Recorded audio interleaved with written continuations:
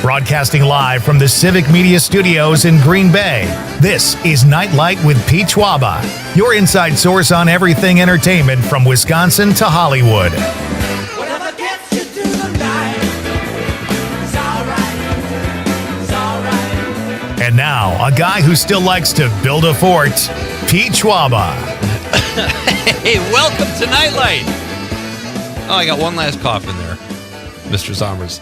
Hello, everybody. Hope you're having a great day. You made it. It's Friday evening. Most of you are probably just about to knock off right now or in the next hour or so. I'm just getting started, and I can't wait. I don't want the weekend to be here. As I've said before on this show, I have too much fun talking about all these great things in life that make us happy, like movies and comedy, TV, music, Wisconsin, you name it. I long for Monday. But for right now, I'm going to enjoy the next 3 hours, and I'm so glad you're here. Wherever you're joining us from in Wisconsin tonight, folks, let's make this a great evening. Gather the kids around the radio, and let's have some fun. Joining me again on the show is Mr. Aaron Zommers here in Green Bay. You made the trip. I did. This is the first time I've been to the Green Bay studio. How about that? And what do you think? It's nice. It's smaller than the Madison one, but that's not a bad thing. I mean, there's a lot of unused space there just because of how big the building is. But here, it used to be a gym or something like that. Oh, really? So the bathrooms have showers. Yes. That is unusual to me. I know. And I regret that I never took a shower here. In all it's not too late. You know what? I posed for a picture like I was taking a shower, but I never took it.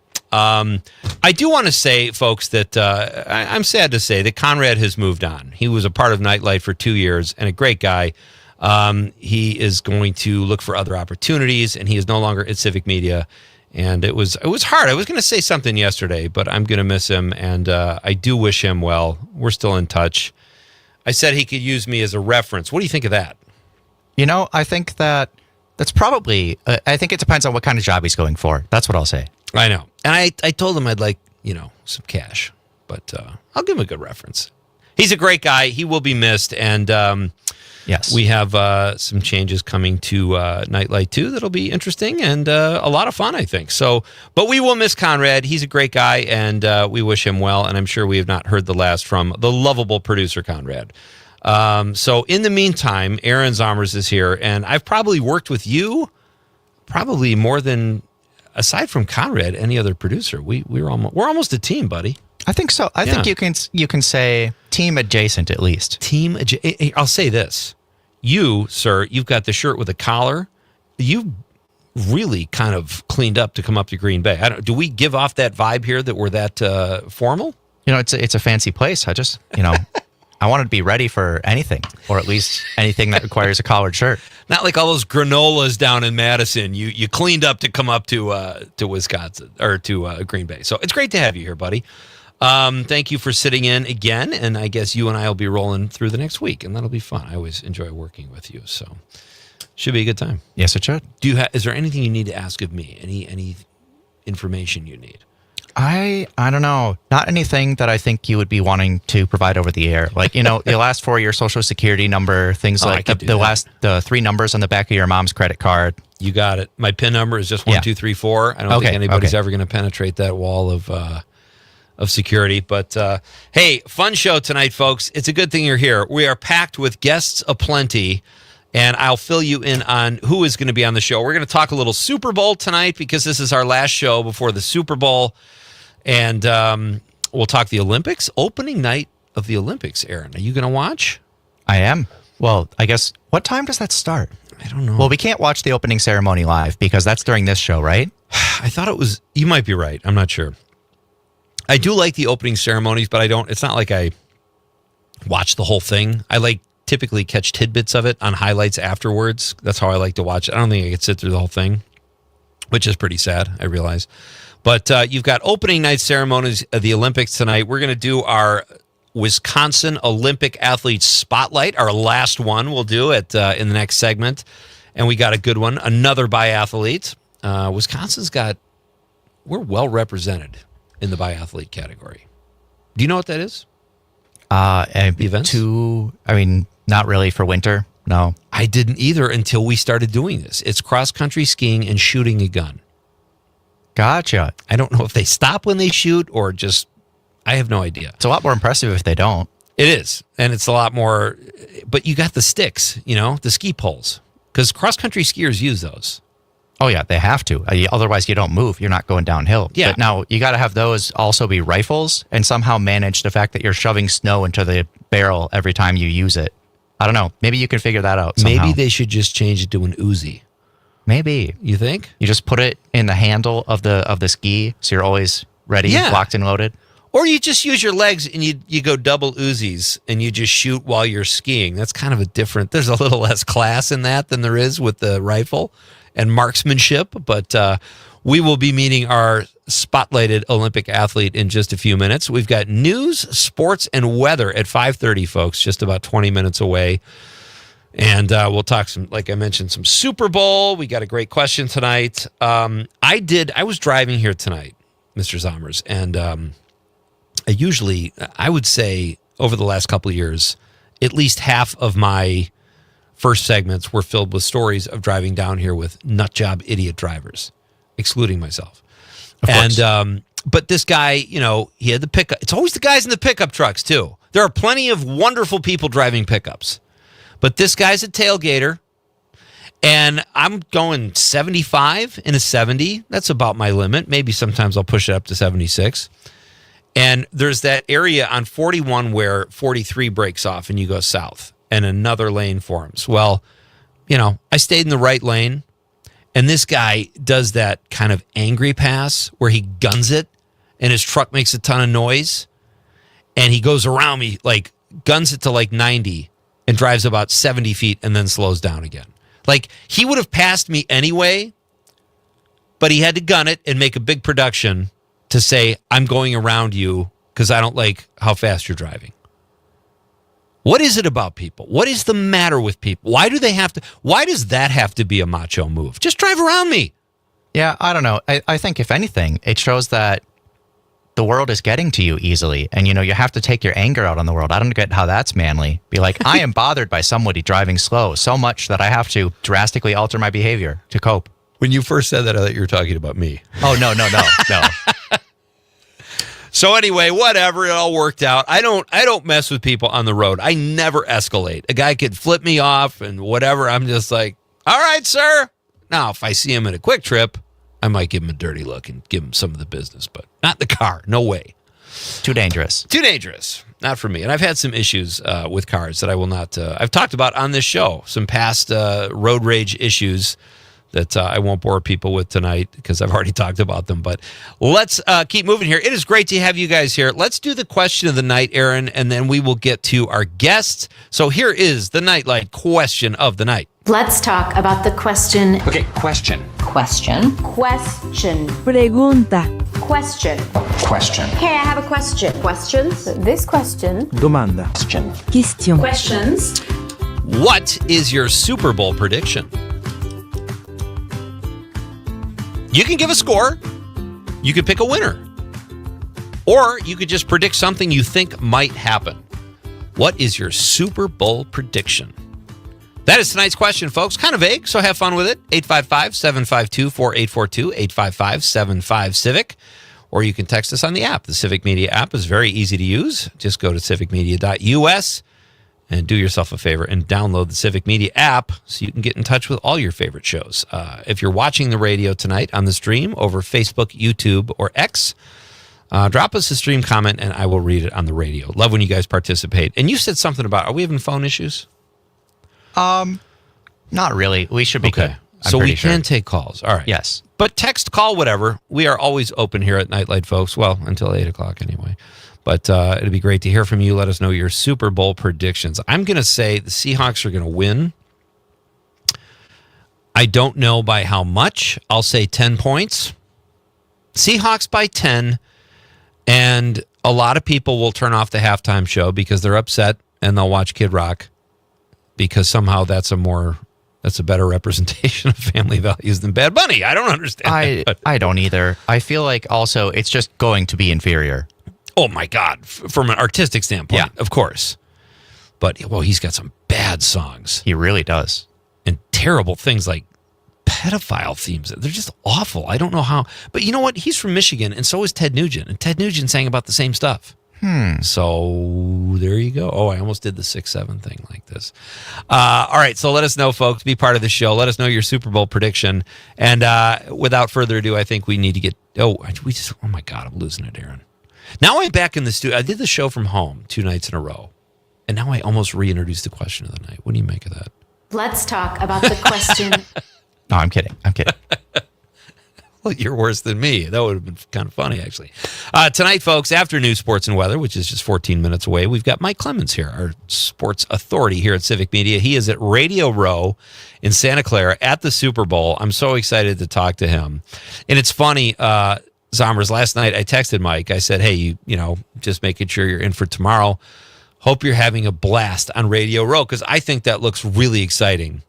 And he's like, he's barely sleeping, and it's not all it's cracked up to It's be, because busy. he works so hard, you know. So I was like, oh yeah, I didn't really factor that in. I know during normal season, he's one of the last few people in the stadium because he wants to document every possible thing that somebody might say. Yes, and he's, you know, so great at it too. In hour number 2, Craig Knitt will be here. He is a local filmmaker here in Green Bay. He'll be in the studio, and we'll talk to him about a really cool toy event happening here in Northeast Wisconsin. Then in Act 3, Vince Moranto, a comedian, a Chicago-based comedian, is going to be playing at Memories Ballroom. We'll talk to him about that date. That's always a fun venue. And it is a bar band Friday night. Terry Barr will be here, ladies and gentlemen, bringing great, most excellent tunage and fun conversations. So there's your show right there, Aaron. I don't know how you can top that. What do you do, right? Should probably just go home. I guess I could, but You got a long drive. yeah, a little Are you bit. staying overnight? I am staying with my parents who are in Manitowoc, so it's like Oh, a okay. 45-minute drive maybe instead of like 2.5 hours. Yeah, that's not too bad. So what are you doing for the Super Bowl? Are you going to watch? Yeah, I know you're not a huge sports fan, but it's the Super Bowl has kind of become an event, right? I'm still going to watch it. You know, I still have to decide what I'm going to cook because I always try a new appetizer recipe. Last year it was spinach and artichoke stuffed mushrooms. They turned out pretty well. Real? Oh, that's I don't know what I'm going to do this year though. So I still got to figure that out and pick up ingredients. And then I think we're just staying at home. My roommates and I might have a couple of friends over. Nothing too crazy this time around. Okay. Would it have killed you to bring some of those artichoke things in tonight? So Well, I didn't make any yet. If you really wanted me to, I guess I could have saved some from last year, but I don't think they'd be very good anymore. I'm just saying, I made a quiche. I brought it in. I thought we could have, and a bun cake. I thought we could have some snacks, but, you know, I'm doing all the heavy lifting here. So You know, that does I sound understand really if good. you don't really want to share. If I didn't bring anything to the table, What? How weird would that be if I was on this side of the glass eating quiche and bun cake and I didn't give you any? it'd be kind of funny. Downright rude. Downright rude. All right, Aaron Zombers is here tonight, folks. He made the drive all the way to Green Bay. What do you think of our fair city? I like it. I mean, it's not like I've never been to Green Bay before. No, it doesn't sound like you're very familiar. But you're in the suburbs. You're down there in Manitowoc. That's where you were raised. It's beautiful. All right, we're going to do this. We're going to do it right. We got great guests, a fun question, and you be part of the show, folks. We are coming right back to share our Olympic spotlight on our Wisconsin athlete. This is Pete Schwaba and Nite Lite on the Civic Media Radio Network.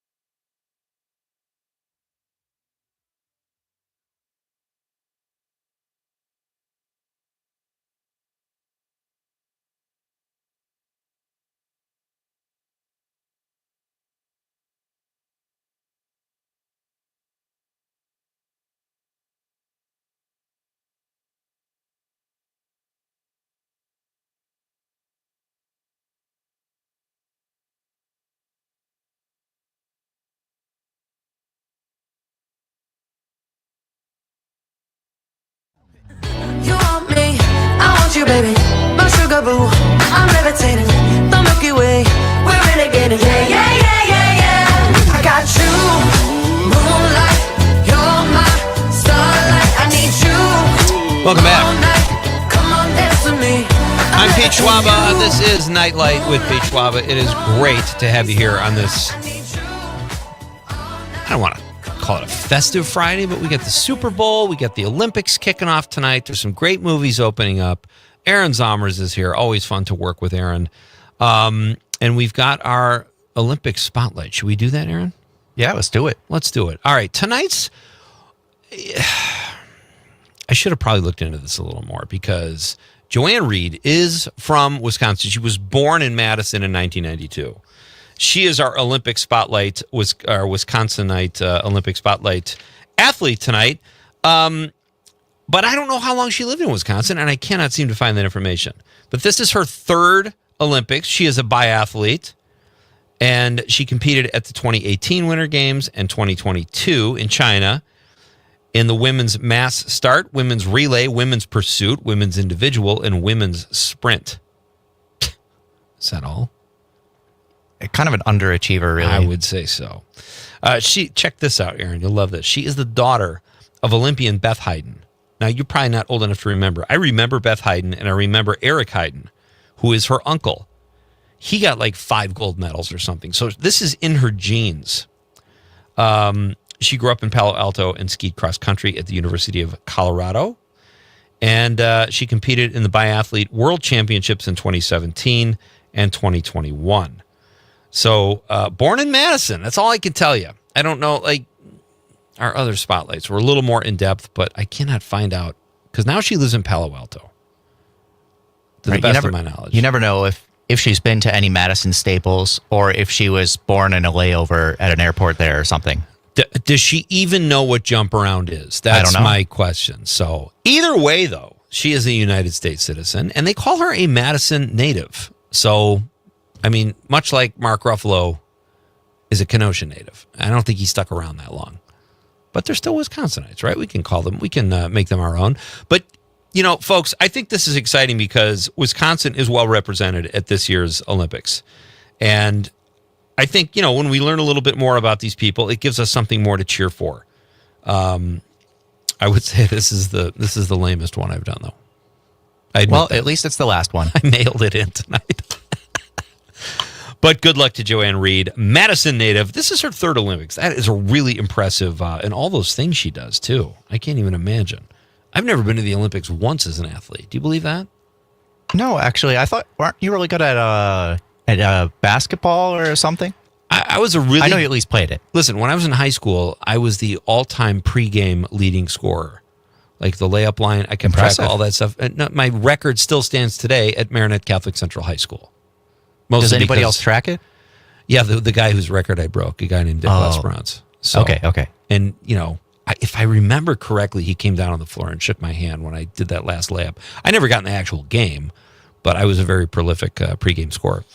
So we have to talk about something else, AZ. You watched a movie last night that, I don't want to say it was homework, but I encouraged you to watch it. Yeah, I watched Dumb and Dumber, finally. It took long enough. And I did not realize how many things I say regularly came from that movie. Oh, funny. Like, you know, so you're saying there's a chance. You know, that's the classic one. But there's a lot of other stuff. Or one of my roommates likes to say, "What you doing to the airport? Flying somewhere?" Or something like whatever it is. And you thought they were just making that up. Like it was an ad lib. I know, but I didn't know what it was. But it still works. Even if you don't know the context or hadn't seen the movie. It's still just a goofy thing to say. Funny throwaway line, yeah.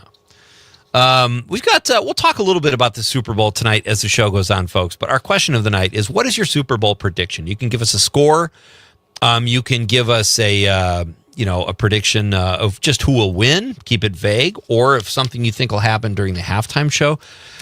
There's a comedian from Appleton, John Egan, who's been on the show. Very funny guy. And last year, I cracked up because it was Kendrick last year during the halftime show. And I knew there was a certain segment of the population that was going to be very upset with the Super Bowl halftime show.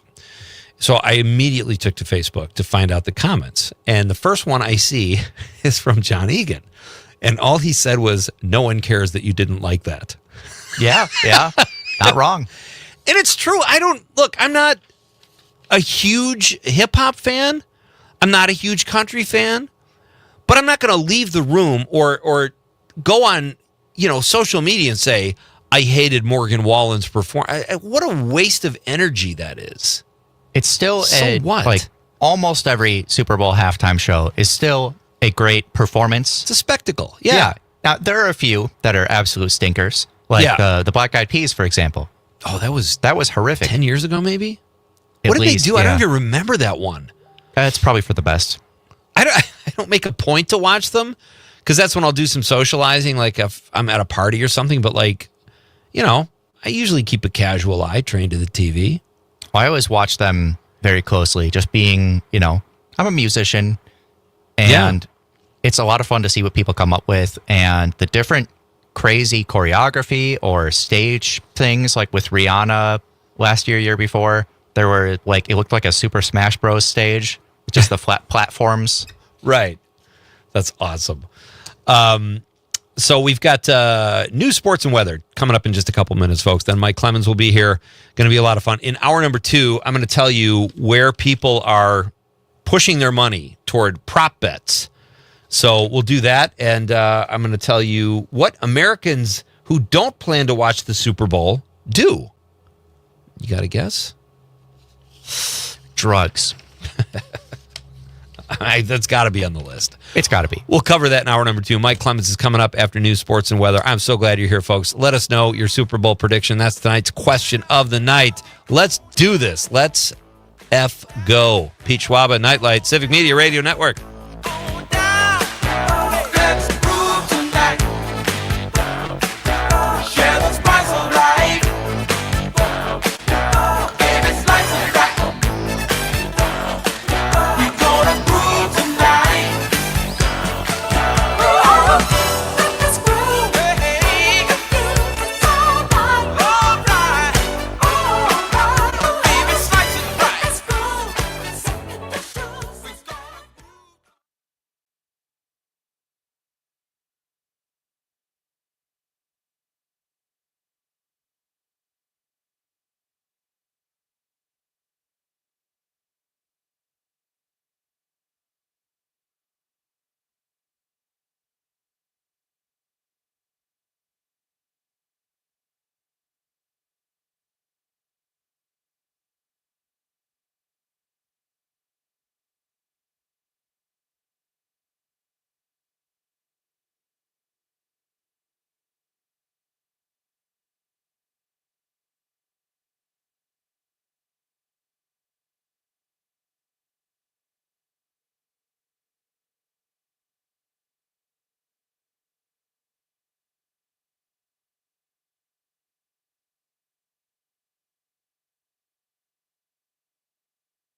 Can you hear me?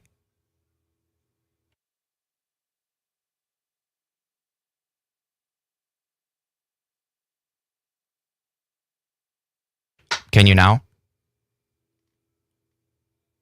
Do you hear me? I hear you. Hello? Hi, it's Mike. Hello. Oh, wait a second. I have the...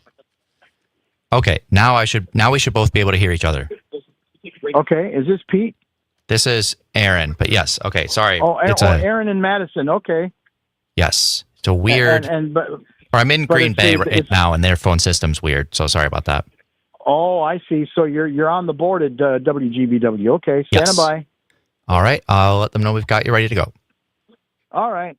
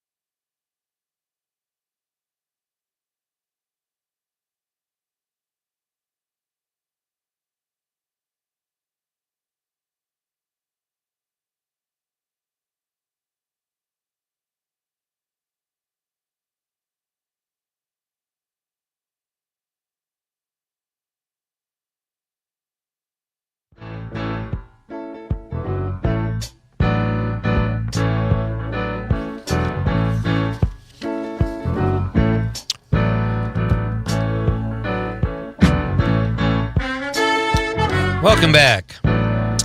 This is Pete Schwaba and Nite Lite, a Friday edition, our favorite edition. Lots coming up tonight. It's a bar band Friday night. We're going to talk about what people do when they aren't watching the Super Bowl. What do you opt for instead of the big game? We'll talk about that in hour number 2. Comedian Vince Moranto is here tonight and filmmaker Craig Knitt as well. But right now we turn our attention to one of our favorite guests, a Nite Lite chum, if you will. He is our Civic Media Sports Authority, and he joins us now over the phone. Mr. Mike Clemens. Hey, buddy. Hi, I don't know how to answer that because I've been at the Super Bowl the last 20 years, so it's kind of hard to avoid. Yeah, well, that's true. But we talked about this last night. I texted you just to make sure you were still on board, and I'm so envious you're on Radio Row, but you said it's not all it's cracked up to be, more or less. Like, not that you didn't appreciate it, but it's a ton of work. Well, I was sent to Super Bowl 31. I was so excited because, you're a kid, you dream that maybe you could actually see an NFL game, and then you're 20 or 21, and some reporter says, hey, what are you doing Sunday? Can you shoot camera? Because I got my foot in the door at a TV station in Milwaukee, and I haven't stopped, since then covering Packers games, covering NFL games, got through the door. So then, the station I'm working for says, hey, this Brett Favre group, they're looking pretty good. We're going to send you to the Super Bowl. And we go down to New Orleans, and the Packers beat the Patriots in Super Bowl 31. And as I'm at the airport, I also worked at the Journal-Sentinel when I was 21 as a clerk for news. And because Dan Rather wrote a book that I read that said, if you want to get into broadcasting, first work in a newspaper, then work in radio, maybe one of the wire services, then work in TV. Do it in that progression. So that's what I did. And wow. Dale Hoffman was a great longtime columnist for the Journal-Sentinel, sports columnist. And I'm at the airport on layover, headed to Jacksonville that year, and he said, oh, so you go to Super Bowl? Yeah. He says, you ever cover a Super Bowl before? No. Yeah, it's a grind. You're going to find out. And he was absolutely right, because you land, you wait in line to get through security, you get your credentials, you get up at 4:30 or 5, you get on a media bus, they're checking that with mirrors for bombs and stuff, and you go from one team to another press conference to this place, and then you lug your equipment around, you go upstairs to a little newsroom, and then you go down the floor where there's these former players and personalities, people in movies and whatever, and so it's one of the biggest events of the year, and people are here to try and set it. The thing that we've noticed this week, people saying, well, people aren't talking about the game much this week between the Patriots and the Seahawks. And I said, I'll tell you why. The social media thing, the podcasting has changed that from the standpoint of more people are talking more about the halftime show and the commercials than the game this week. But you know what? That's where the dollars are coming from. Right. Okay? The ratings. And, it's the Super Bowl show, if you will, on Sunday at 5:30 on NBC and Peacock and wherever else you can stream it, is more about the show. And oh, by the way, there's a football game in between. Right. But this is how they've been just shattering ratings records: 120, 130, 140 million each year, because it's the advertisers that are paying for this, and they don't care who's watching it, just as long as you got as many people on the planet watching the game. Boy, it sure is an event, Mike. And it's like people that Aaron and I were talking about that. Like, even if they don't care about the game, it's a big party. It's like a holiday. So, and I understand what you're saying, but are you over the point where it's the least bit exciting for you because it's so much work? No, I just talked to Amon Green. Oh, there you go. Moved down to Houston. Christian Watson was here this morning. I spent a half hour with Jordan Love the other night off campus.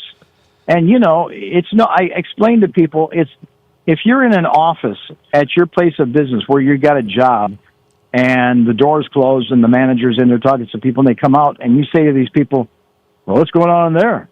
Well, what are you guys talking about? What kind of answers do you really think you're going to get? That's what a locker room is like at the Packers, the Brewers, the Bucks, or even in the Badgers. You get these guys away from the field, away from the locker room, the facility, and they're a little bit more relaxed, and you can have more of a conversation. So I had that with Jordan the other night.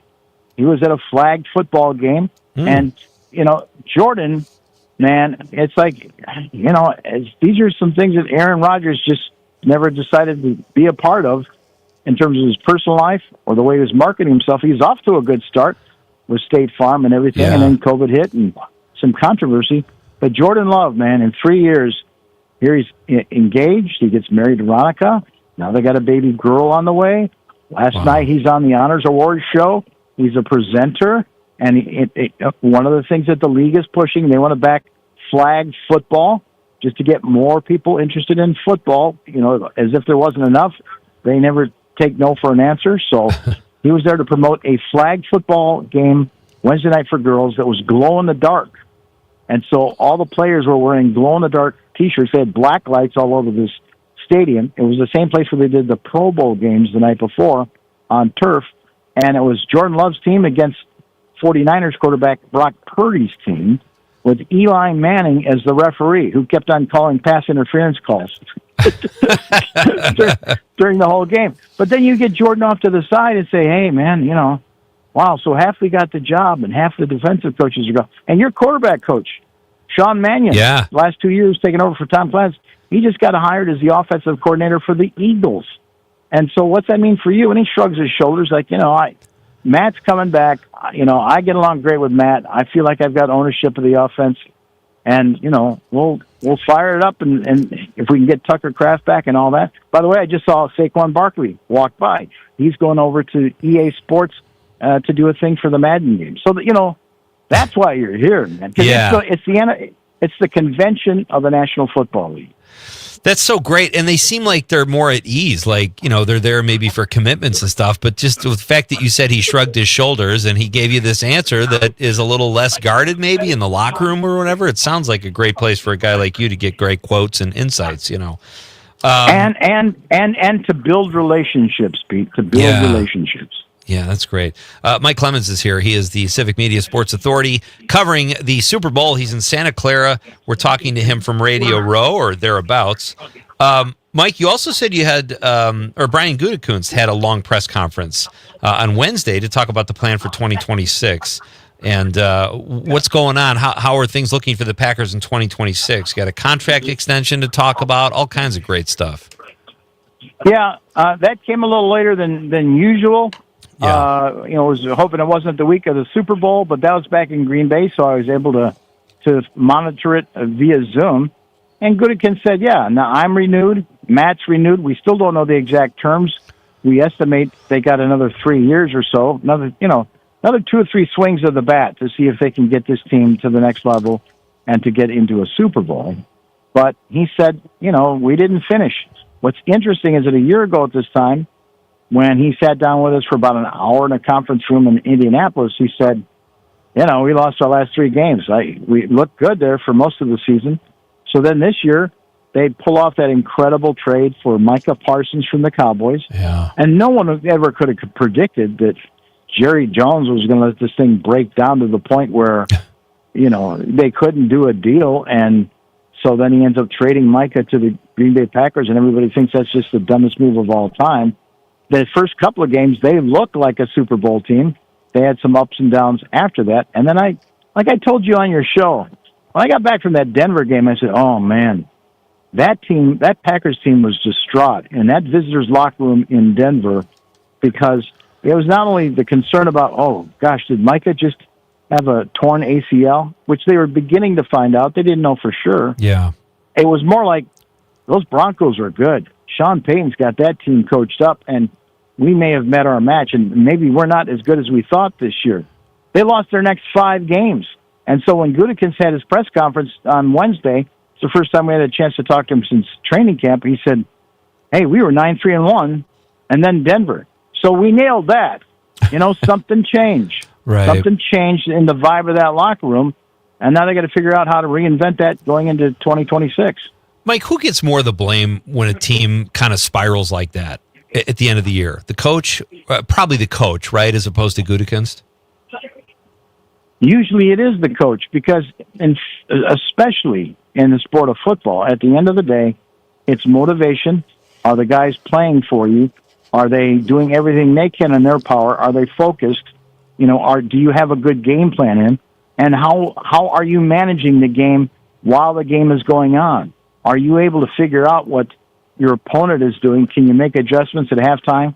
Or as the game goes on, that can make a difference in the game? And LaFleur's won a ton of games. But now it's getting to be, kind of crunch time. Like, well, why can't you get to the next level? And something that was kind of, I'm a pretty big supporter of what LaFleur has done and his consistency. Yeah. But it was almost over a year ago someone said, who knows? I mean, remember Andy Reid and all those years that the Eagles gave him a chance with Donovan McNabb and Michael Vick, and finally Jeff Lurie, the owner of the Eagles, just gave up. And so what's he do? He goes to the Chiefs. He gets a generational quarterback in Patrick Mahomes and Travis Kelce, Chris Long, and then they win 2 or 3 Super Bowls. So, who knows? Maybe Matt LaFleur's better off at his next job than the one in Green Bay. It's a little too early to pump the brakes on that, but that's in the back of your mind, right? Sure. Mike, one more Super Bowl question for you. Is there a consensus? Or I would assume people are leaning towards the Seahawks, but is there a odds-on favorite in your opinion, or what you're hearing? The odds makers went early on Seattle, particularly because of their defense. 4.5 points for Seattle over this Patriots team. Okay. Another thing is, is Sam Darnold, a little bit more experienced. Now, though Sam has had his ups and downs, and last year he had a 14-win team with the Vikings and choked in the playoffs against the Rams. That's part of the reason the Vikings thought that maybe they could go on with J.J. McCarthy, a decision I'll never understand. No kidding. Never. Well, it cost the general manager his job up there last week, right? So, but Sam is pretty resilient, and that's been his story about, with all these teams that he's played for, from the Jets and the Panthers and the 49ers, he's got a lot of great experience from Kyle Shanahan here in San Francisco, from Kevin O'Connell up in Minnesota. So he's grown as a quarterback. But you know what? I'm taking the Patriots because this Drake May kid, he's off schedule. He's off schedule. And the other thing is, I like experienced coaches in this game. Right. Mike McDonald, the head coach of the Seahawks, a defensive coach, a guy's done a lot of good things, and he's got a great roster from John Schneider, former Packer guy, right? Who's got this team back for the 4th time to a Super Bowl. But Vrabel is a darn good coach. And I think that he could pull this off, especially with that off schedule. If Drake May is on, he could be really dangerous. And, Caleb Williams, he could pull a rabbit out of a hat. Yeah, no kidding. Mike Clemens is here. Mike, can we keep you for a couple more minutes? How are you doing on time? We'd love to hear about the trade that did not happen. Can you stick around for a couple? I got Christian Watson's over here waving at me, and I'm just telling him, hey, go get something to eat. I'll be back. Go ahead. Yeah, no, we're good. We're good. You're the best. He just chose us over Christian Watson. All right, Mike Clemens is here. We're going to do a very short break, and we'll come back and tell you about the trade that was not to be. It's Pete Schwaba and Nite Lite on the Civic Media Radio Network. I can remember when I caught up with a pastime intimate friend. She said, but you're probably gonna say I look lovely, but you probably don't think nothing of me. She was right though, I can't lie. She's just one of those corners of my mind, and I just put it right back with the rest. That's the way it goes. Like, baby, you send me out.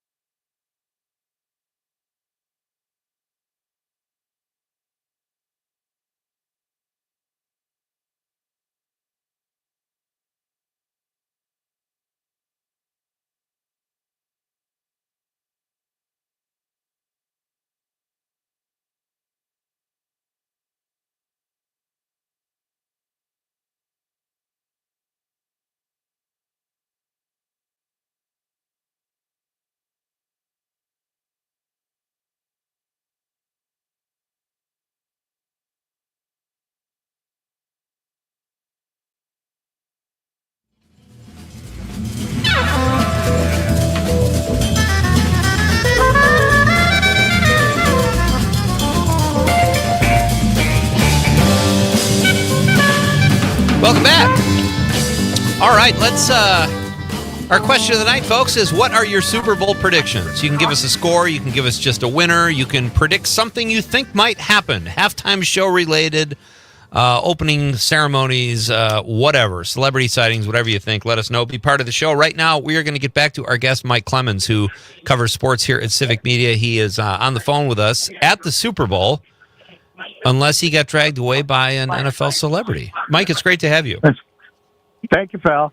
Yeah. Hey, so let's. I know you don't have that much time, but what do you make of the Bucks not trading Giannis? I kind of see both sides, but you kind of need fan favorites too, don't you? Well, some of the media, it's like the sports talk guys, and that's, now they're trying to push back on ESPN, saying, "See, you just made this story up for months." I'm telling you, there's a little bit of everything going on. And it's this. Jim Orzarski covers. Jim, I used to work alongside covering Packers. Now he covers the Bucks full time. He's put out 2 tremendous columns at the Milwaukee Journal-Sentinel. Where about 10 days ago he said, "Hey, wait a minute. So this new ownership comes in. They buy the team from Herb Cole, who says, 'I'll sell it, but you got to keep it in Wisconsin.' And they hire Peter Fagan as president, and he says, 'We're going to build a new arena.' They did. Five-serve form. Yeah. 'We're going to build a Deer District with hotels and bars.' They did. And we're going to win a championship. And they did. What's happened the last 4 years? And one of your partners, Mark Lashley, left a couple of years ago. And there just seems to be a little confusion. And to add to that, Peter Fagan suddenly steps down as president. No reason really given. And Jimmy Haslam, who's now your co-owner, is a part of the Bucks structure. Jimmy is the owner of the Cleveland Browns, perhaps the most dysfunctional professional team in North America. So you wonder if this is part of the problem, okay? Yeah. And in the meantime, you've got Giannis then, who gives the Milwaukee Journal-Sentinel this great one-on-one and says, "Look, I love Milwaukee. I grew up here. My children are growing up here. My father is buried here. I'd like to retire here, but I don't want to waste the next 5 years of my career and never get back." And you can't argue with that. So, there's some smoke out there. Part of it is caused by the player, and part of it might be things that we don't know that's going on upstairs at the Bucks organization. Well said. Before we let you go, Mike, the Badgers have a big week coming up. 2 ranked opponents, Illinois, Michigan State, and they've got Indiana this week. How are they doing in your estimation? Nick Boyd is a guy that Greg Gard picked up in the transfer portal, and he has been a nice compliment to John Blackwell in scoring at the guard. So they've got a game tomorrow at 11 that we've got carried on some of our stations. Hey, you know what I did today, Pete? What? I got my first ride in a Waymo. What's a that? Driverless taxi. Oh, really? Oh, I've never done one of those. Yeah. They're white, and they got the thing on top that's spinning around. I shot some video of it, but they're actually pretty good drivers. It's freaky. You know what I did is we were down by Fisherman's Wharf, and there's a bunch of tourists there. Yeah. And as we're driving through Fisherman's Wharf through busy areas with people on bicycles on the road, and this thing is making perfect stops and turns or whatever. I rolled down the window and yelled at the tourists and said, "Help! Help! We don't have a driver. This thing's on its own. Help! Oh, Call please, somebody." please tell me you have that on video. I do. Oh, you got to share that, Mike. That's hilarious. I'll post that later. Did you tip? That's what I want to know. It wouldn't let you out until you did. Oh, come on. Got to tip a machine. That's horrible. Folks, he thinks that New England might pull this out, and he is the great Mike Clemens. Mike, as always, my friend, thank you. Try to have some fun there, and don't work too hard. Thanks, Pete. Appreciate it, pal. You got it. All right, Mike Clemens. Always love talking to Mike. We should try to Mike on next week and find out what we missed at the Super Bowl, right? I'm sure there's going to be a lot of behind-the-scenes stuff that the average person is not going to catch, myself included. I'm almost interested to see that video he just talked about, because that sounds really funny and something Mike would do. We'll have to keep an eye on his social media. Exactly. All right, let's go to the text line. We've got the boss, Aaron, typed a big LOL, and I think he was giving you a shout out for your drugs joke. Well, Thanks. We don't know, but sometimes it's the low-hanging fruit. Thank you, Sage. Good to hear from you. Always love when Sage texts in. Tom in Wausau says, many people who don't watch go to the movies. This is what we were talking about before, and we'll talk about it a little bit in hour number 2.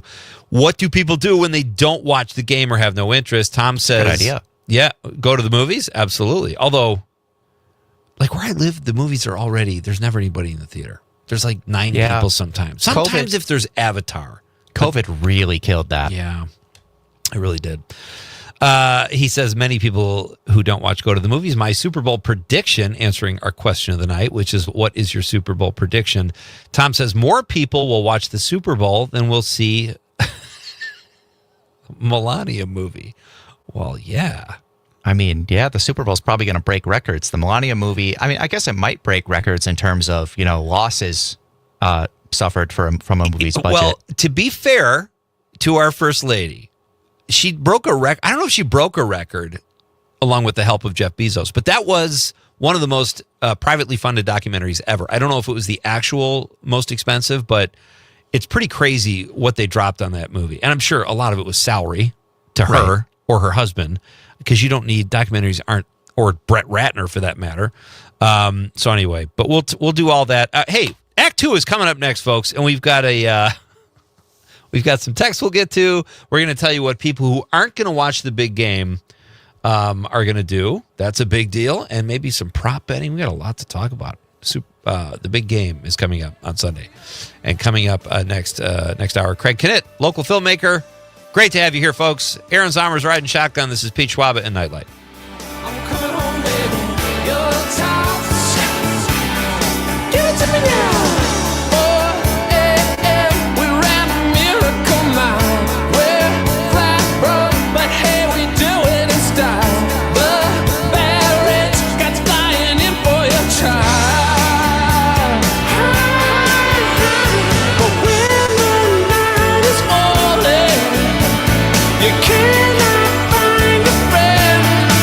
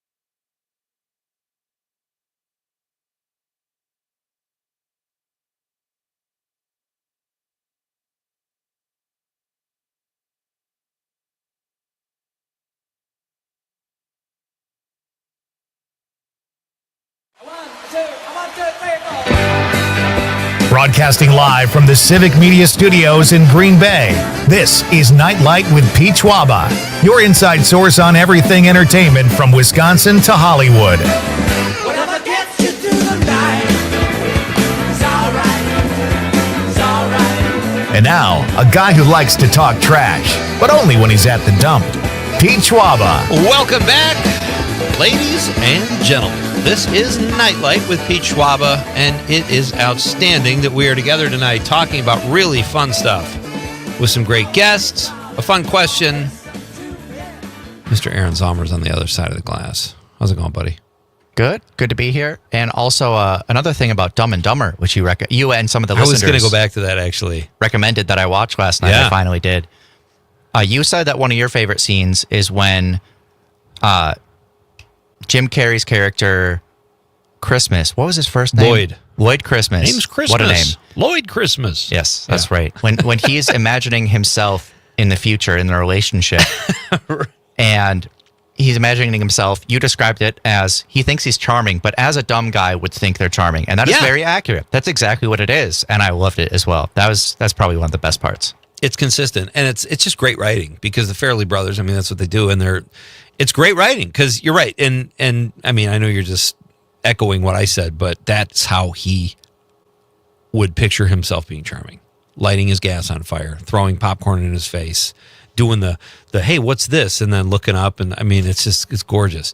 And everybody thinks Jeff Daniels is just as funny. I don't. He's funny. He's really funny. They're great together, but doing a character like that for Jim Carrey comes so naturally. Whereas Lloyd Bridges, Jeff Daniels, is like he's such a great actor. Like him doing a dumb guy is like him doing a dumb guy. Whereas I've seen Jim Carrey do that a million times, and he's great at it. He just morphs into the character. So, but yeah, a great film. And you know what? Honestly, we were talking about the line where Lauren Holly's character says, you know, I have a boyfriend, and he's like, well, is there like 1 in a million chance? She says, I'd say more like 1 in a billion. And he goes, so you're telling me there's a chance?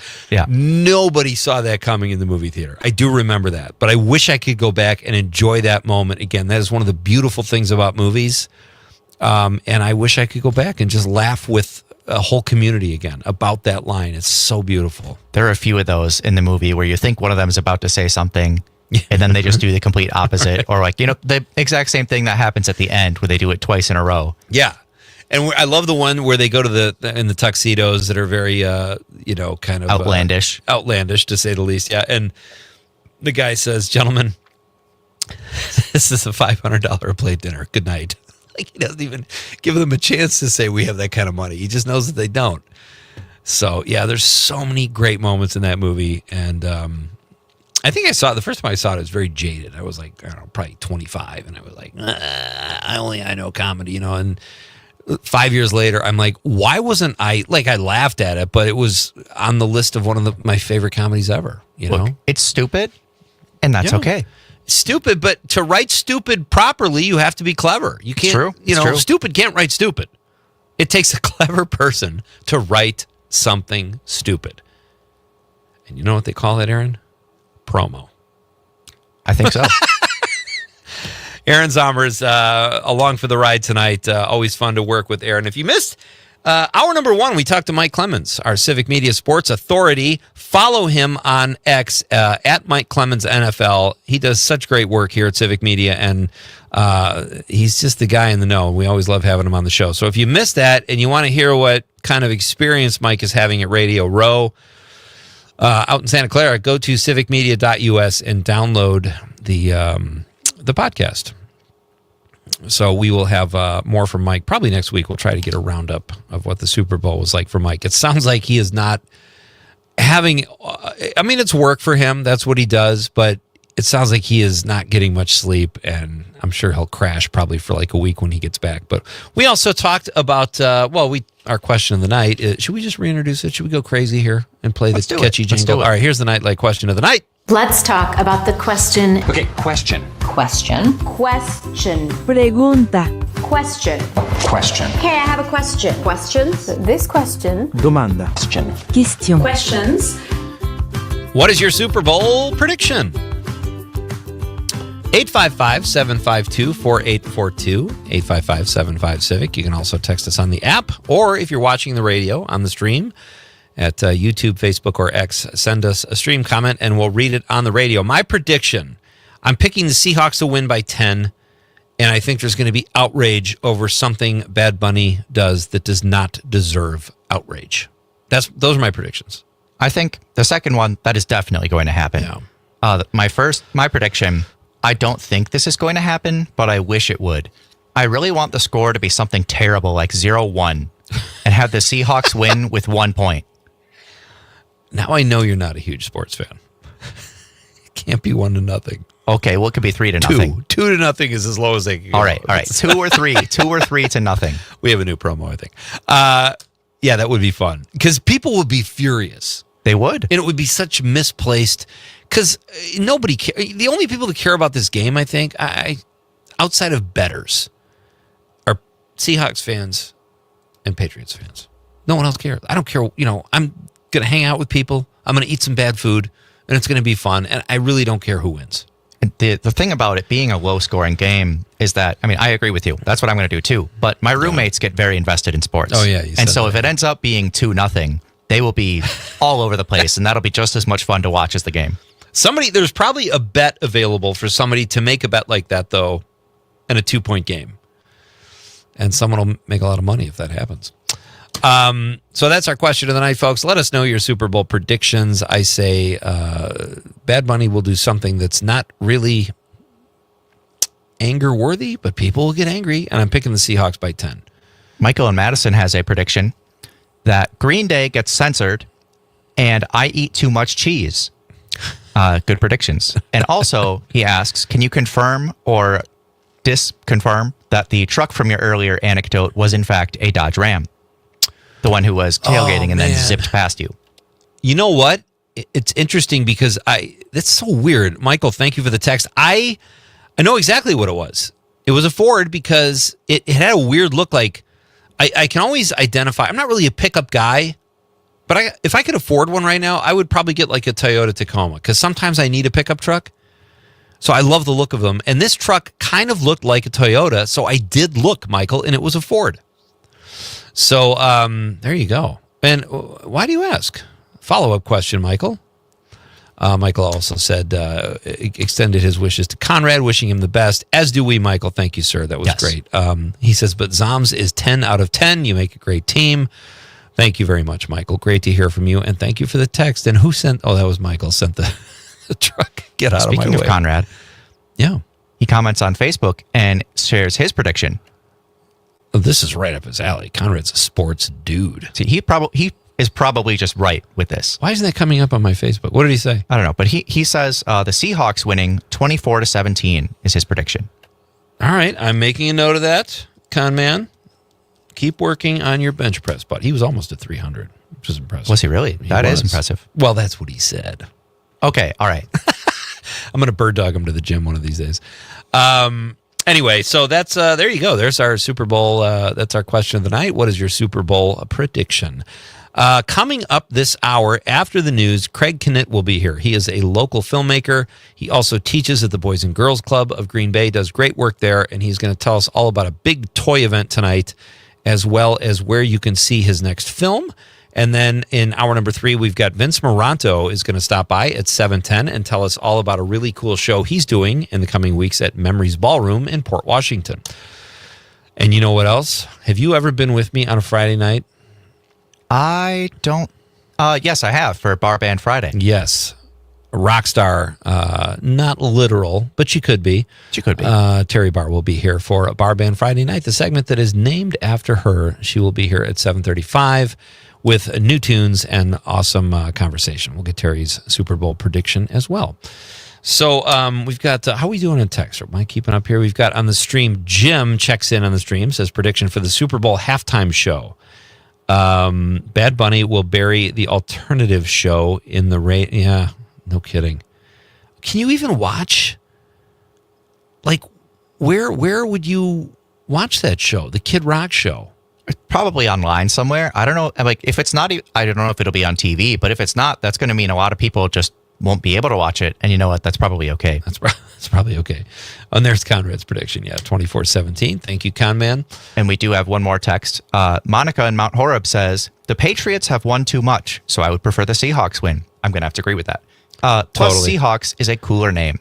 Also, I would just like to say I feel like I was the last one to know about Conrad. I guess I need to learn how to spell Aaron now. Well, Monica, you did spell it correctly. You're not the last one. I didn't know how to say it, so I just mentioned it tonight, Monica. You're in the know, and thank you, and we share your sentiments. Yes. Barb from Waukesha in the 262 says, I predict it won't be a blowout. I'll put my money on Seattle. If you are a dog lover, check out the Puppy Bowl on TBS at 1 p.m. I'm not going to do that, Barb. But I appreciate Barb's. I didn't even know, I'm impressed, first of all, that Barb knows where you can see the Puppy Bowl. Because I remember, yeah, obviously, I remember hearing about it, but I don't think in years I've even known about the Puppy Bowl. So there you go. Thank you for your text. Keep them coming, folks. What is your Super Bowl prediction? So, all right, here's what I've got, Aaron. This is where did I see this? This is from Ranker, maybe. I don't know where I saw this, but anyway, it's Americans who don't plan to watch the Super Bowl. What you doing? Did you weigh in on this earlier? Well, I just said drugs. Of course. Drugs, which is probably, in fairness, there might be people watching the Super Bowl doing drugs as well. But someone asked the internet, Americans who don't watch the Super Bowl, what will you do instead? Number one, go to the gym and hope nobody else is there. Interesting. It's a good idea. It is a good idea, but most, and I'm generalizing, and I apologize for that, but most people who go to the gym and want to look buff are probably football fans, probably going to watch the game, but I'm sure there's a lot that aren't, and they'll be there. Number two, Costco. That's probably a great idea, because everybody's going to be at Costco like crazy up until right before the Super Bowl. And just wait maybe 30 minutes and go, and you'll probably have the pick of the litter. I mean, well, whatever's left. Whatever's left, yeah. It's going to be hand-me-downs. Number three, it's a great time to go to Trader Joe's. It's the only time it isn't completely packed. Okay, that's fair. Number four, get a dinner reservation at one of the hardest spots around. We don't have that problem in Marinette. I imagine there probably aren't a lot of places that you need reservations. It's not known for fine dining. There are a few nice spots, though, and and a couple good fine dining places, a couple good supper clubs. But that's a great one, and that's one I would consider doing. And then go home and catch the second half. Number five, my husband and I always have our Valentine's date on Super Bowl Saturday. The fancy restaurants that don't have TVs are usually dead, so we get great service and don't feel rushed. So her husband doesn't care about the game. She doesn't care about the game. There was a comedian named Ed Driscoll. I never even met him, but he had one of the great lines. He said, my wife is not the boss. If I want to call her from the mall and find out the score of the Super Bowl, I'm going to. And I love that. We're coming back to read more texts and talk about what people who don't care about the game are watching. This is Pete Schwaba and Nite Lite on the Civic Media Radio Network.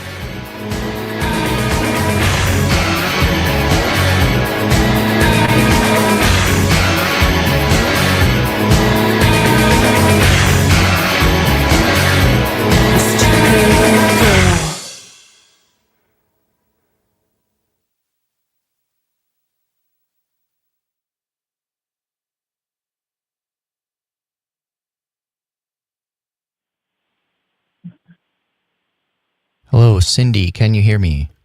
Yes. Okay, cool. All right. It's a different weird phone system we have at the Green Bay studio. So glad to hear that it is working. I'll let Pete know we've got you ready to go. Okay, thanks.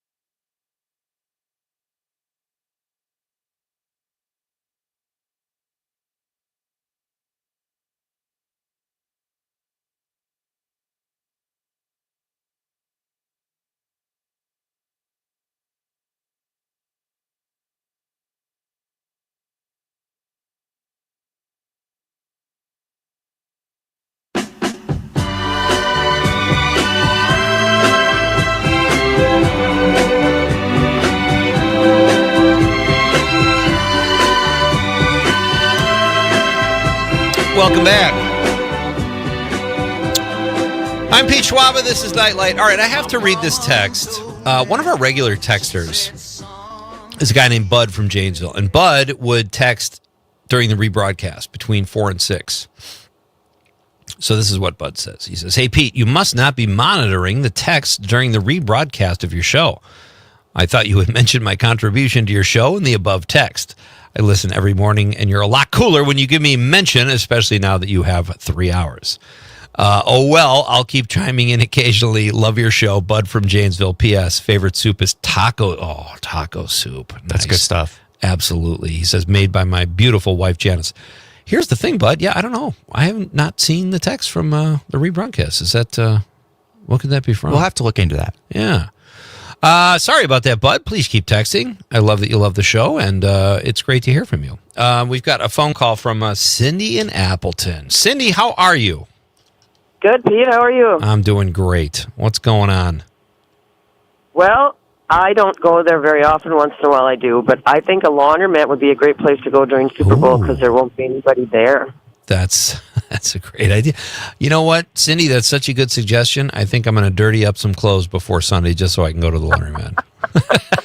Yeah, I'm probably not going to watch much of the game. I might see the halftime show and try to catch a couple commercials. But I'm actually coming down to Milwaukee for an event with Ilham Armour, I believe. Oh. Is how she pronounces the name. Okay. Anyway, there's a big event down there at one of the schools, so I'm going down for that. So by the time I get home, I'll probably be kind of wiped out anyway. So. Yeah. No, it sounds like it. Whatever you do, if you go to that event or the laundromat, it wouldn't kill you to bring some Super Bowl snacks, though, Cindy. Yeah, that's probably true. Have a great night. Thank you for the call, my friend. You too. Thanks. All right. We've got Carol. Tony the trucker. Pete, not much interest in the game. Going to put a couple pork shoulders in the smoker and bake a pie. He's either a meat connoisseur or a serial killer. That sounded a little dangerous. Put Perhaps a couple both. pork shoulders in the smoker and bake a pie.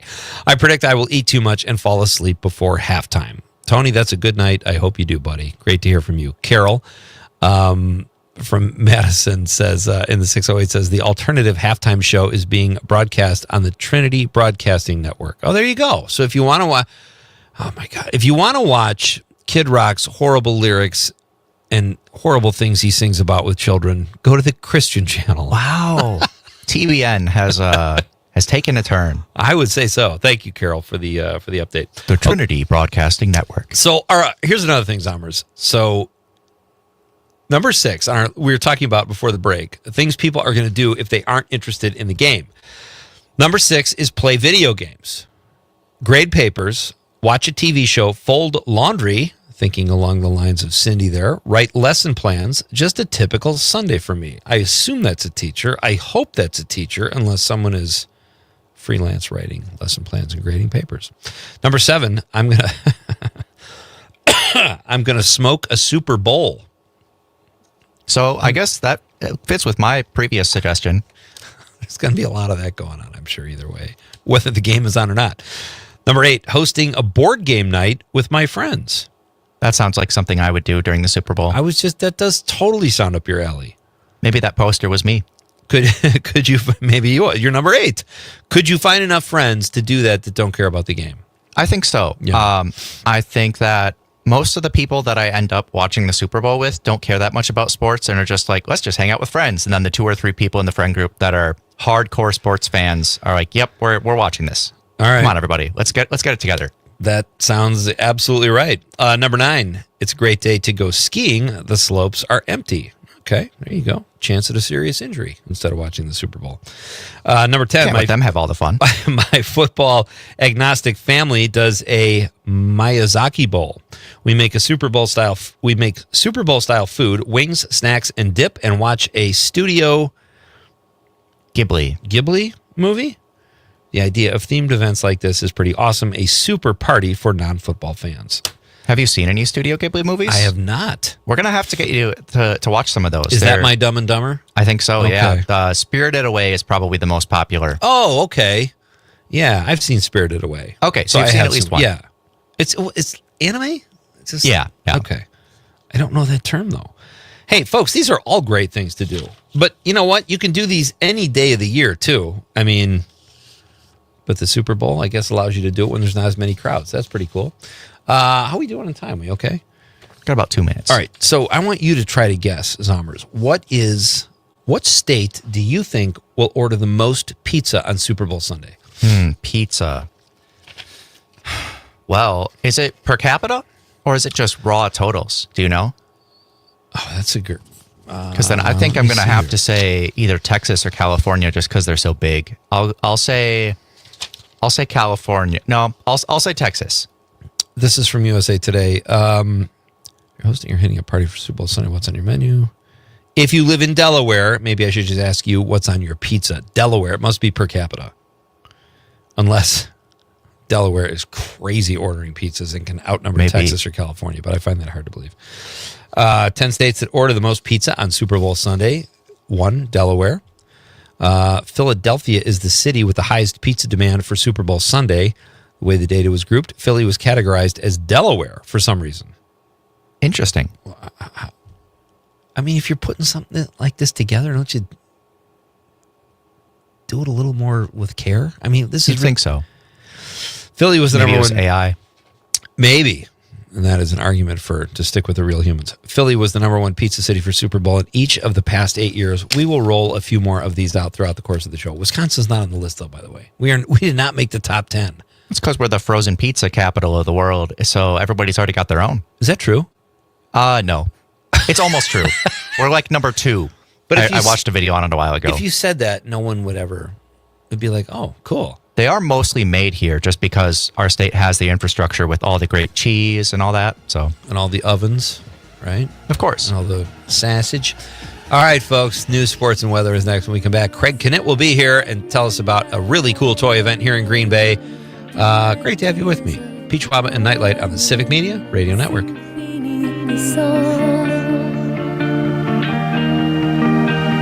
She's got herself a universe gone clear.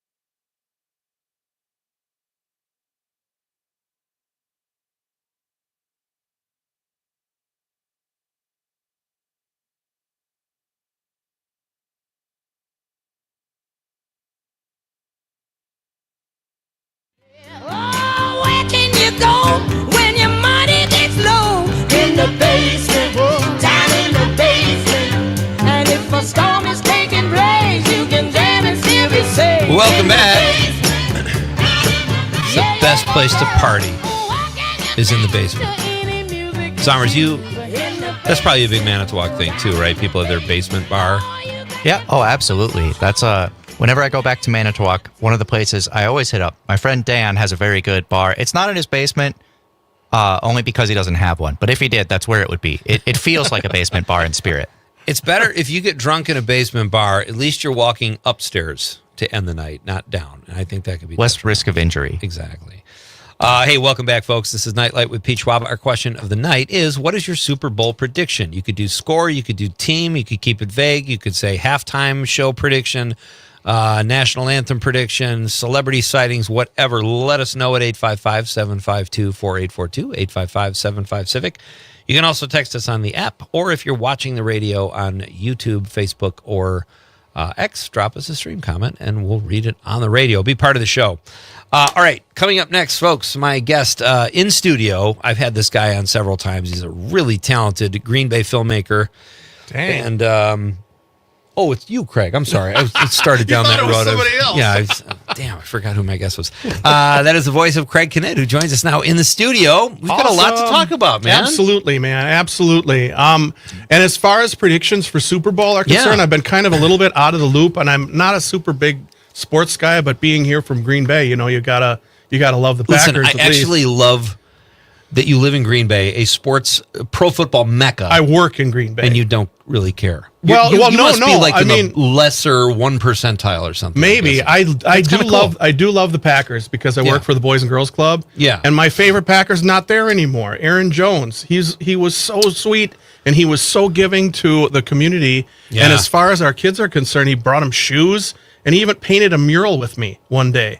His kid was painting on the wall and painted in the wrong spot, so I had to clean it off. But he was painting with his kid, holding his kid. I've got a picture. Oh, man. I know, dude. That's so cool. And so I get a chance to rub elbows with these guys once in a while, and I'm waiting for that one who's an artist to make that connection and bring them in even deeper. But they're still good guys. You don't have to care about the game. You could just say, they're good guys, but I don't care about the game. I don't think anybody would hold that against you. I've learned to really love watching the Packers play. Good for you. So my prediction is that, and it might not be a popular one, is that they're going to hold their own really, really well for the first half, but the Packers aren't going to win the Super Bowl. They're not going to win the Super Bowl this year. And I know that people are going to be mad about that, but darn it, that's what I'm putting it out there. Don't bet on them. If you're doing that on purpose, it's genius. If you truly think the Packers are in the Super Bowl, I think that's even funnier, though. Well, and once they're not, then I don't. I'm no longer invested, Pete. That's kind of what it is. But I do love the commercials. Do you? Yeah, I like some of them. I don't you're right. Of them are pretty bad. You're right. Some of them are just corny as heck. But I mean, there's going to be a lot of Marvel release trailers and stuff, I think, coming up, and that'll be kind of cool. So before we get into this really cool toy event you have and talking about your film, you saw Train Dreams. I would say for the last month, I have. Have you seen Train Dreams, Zommers? I have not. Okay. I'm just kind of striking out. A lot of people, even critics, haven't seen it. Yep. So, it's very divisive. We should have asked Davica yesterday. I bet she's seen it. Damn it. All right. Well, you've seen it. I've seen it. I really liked it. I absolutely loved it. I do not like that title. I think it's misleading. It is. Train Dream is dumb. Yeah. It's just kind of silly. But I kind of watched it on your recommendation on the show. Oh, nice. And I watched it with my mom and my brother, and we were all engaged the whole time. Yeah. And it's not a story that's straightforward. I mean, It's actually a story about all these extra characters that come into this guy's life and kind of weave their way through it, and then they're out, Yeah. And then as far as like a script layout, boy, oh boy, I'm like, okay, I know what's going to happen. This is predictable. No, not at all. It's not. Yeah. It's not what you would put for a typical Hollywood movie, Yeah, and it's weird. Like there's a scene, I think I talked about it on the show, and I probably shouldn't have, like a spoiler alert, because there's a horrible scene. I shouldn't say horrible. It's a sweet scene, but it's heartbreaking. About 3/4 or toward the end of the film, involving his daughter. But you're right. The title, I hadn't really considered that. Train Dreams. He did work on the railroad. Yeah, but I mean, he was also a lumberjack. It could have been Lumberjack Tales, And no, that doesn't track. No, that doesn't work either. But you liked it, and it's good. I absolutely loved it.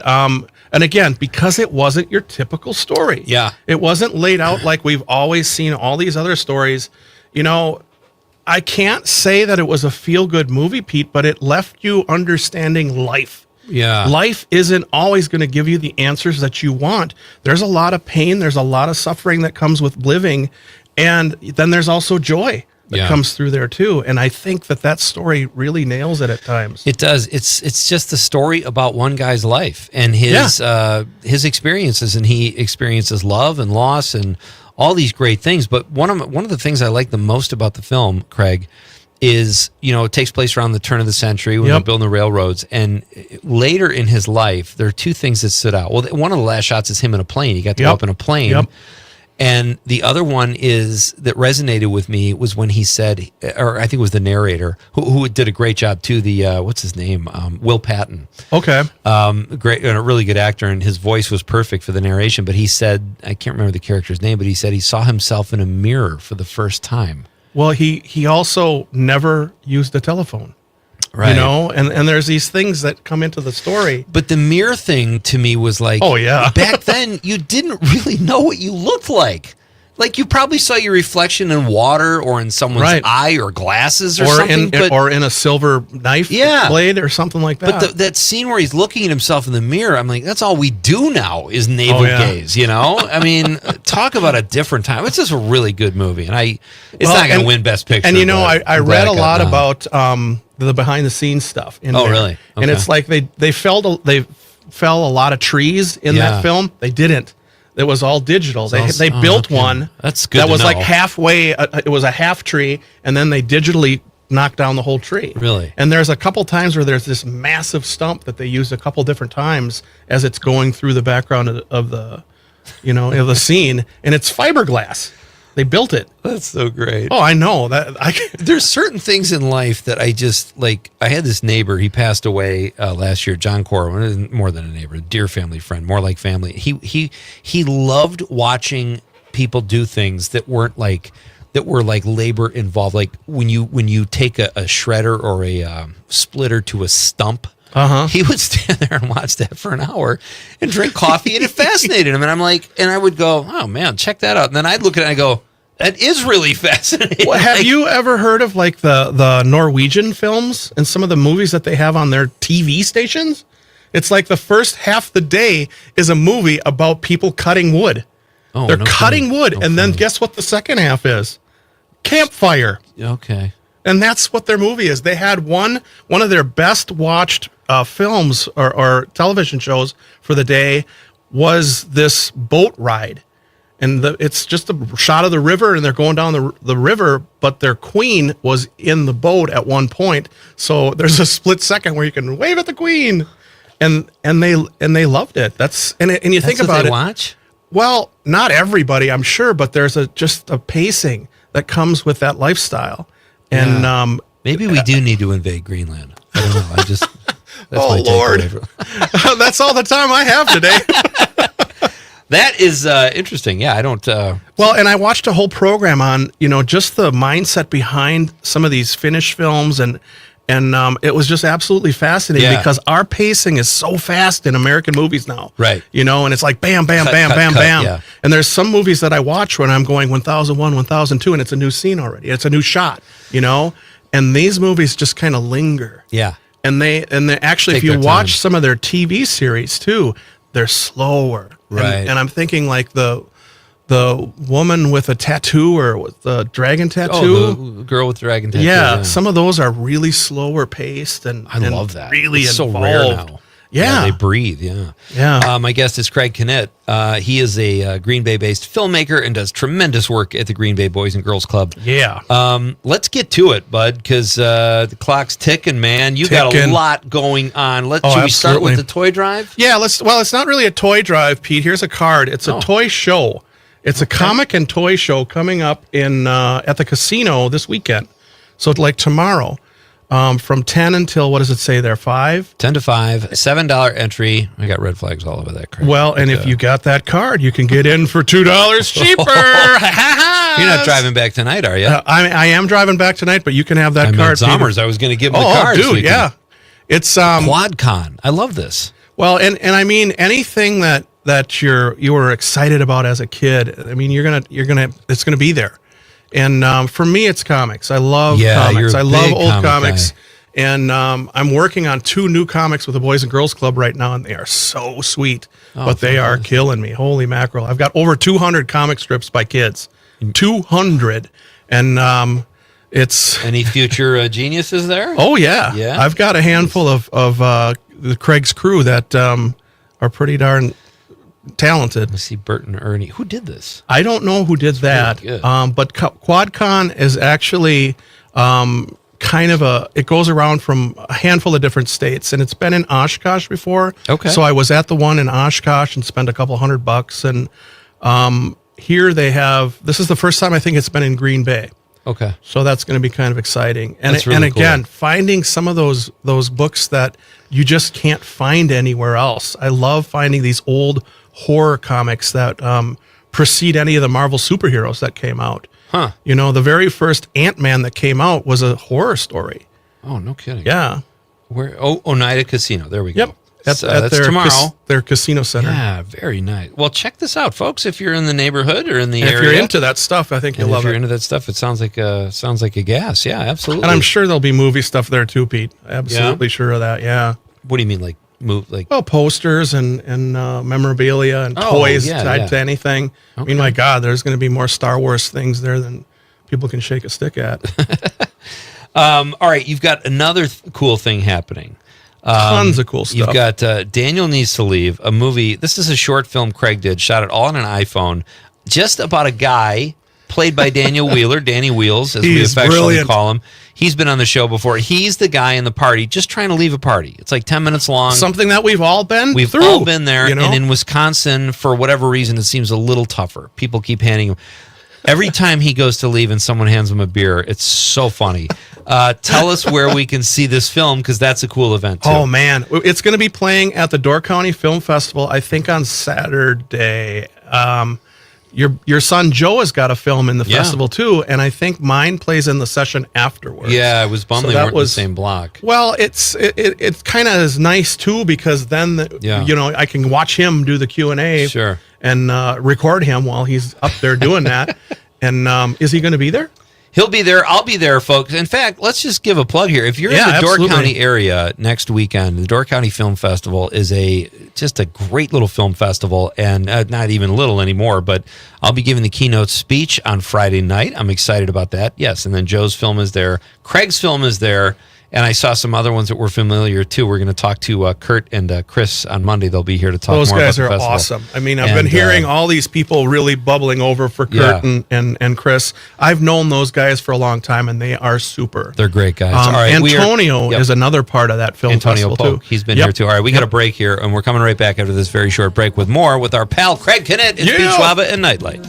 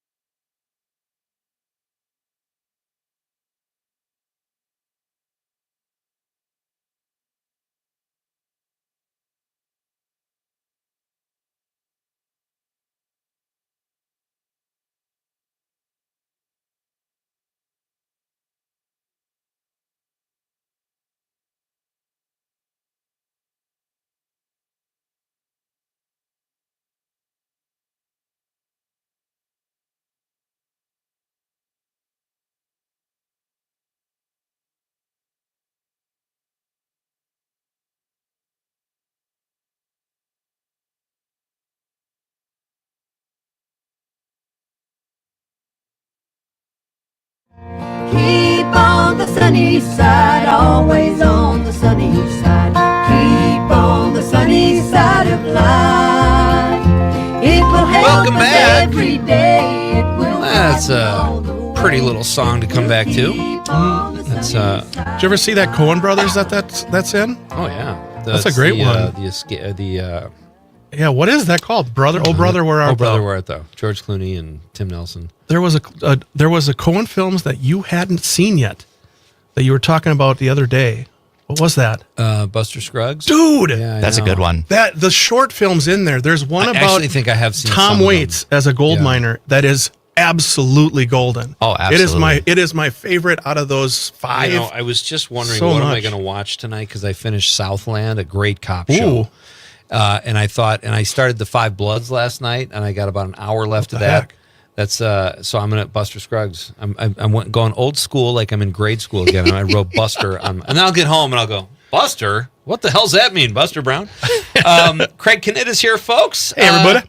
We've got so your film plays at the Door County Film Festival on Yeah. Saturday in the 3 o'clock block. Okay. In the I one say that on after the radio? Joe, Yeah. and again, it's been playing so nice. Your brother Andy has made me feel like an absolute superstar. He loves that film, yeah. that is the funniest thing I've ever seen.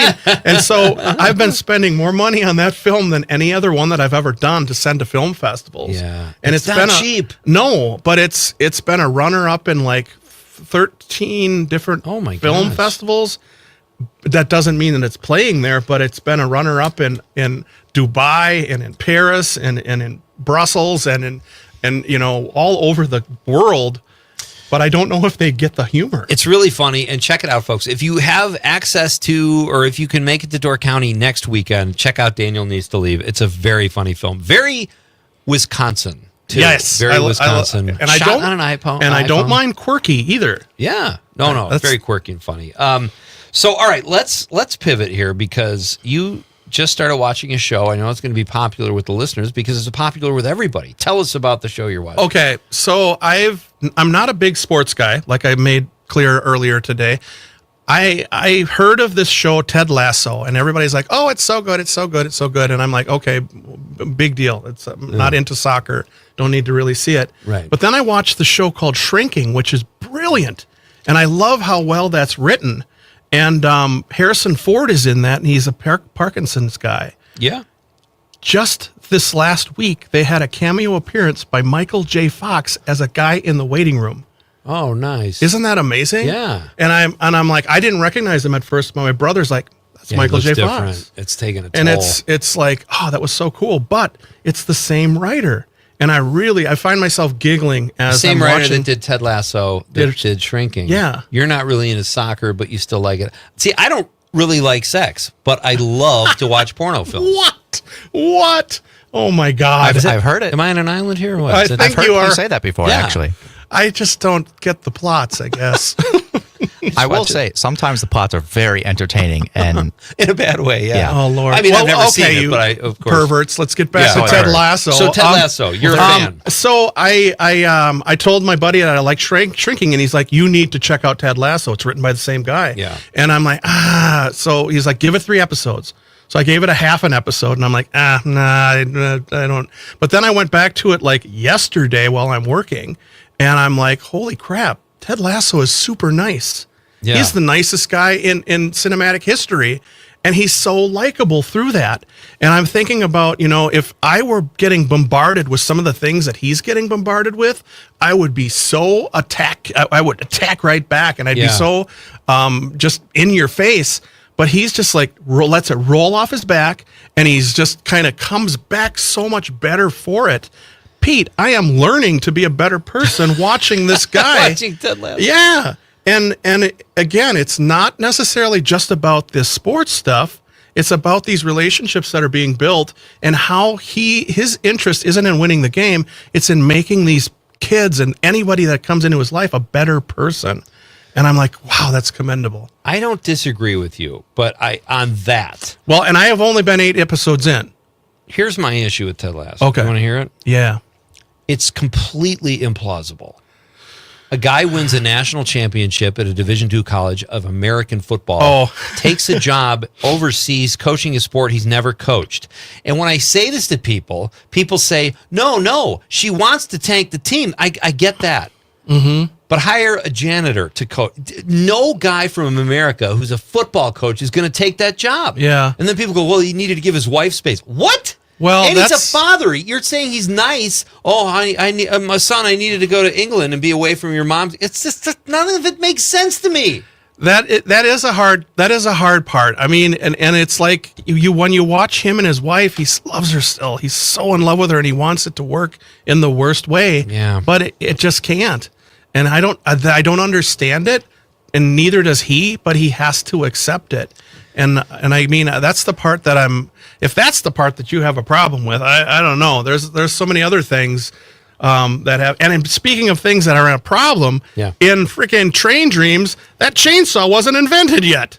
Is that true? Yes. There's so many people that are like, Mr. all Continuity that stuff is, and it's like, oh my God, give me a break.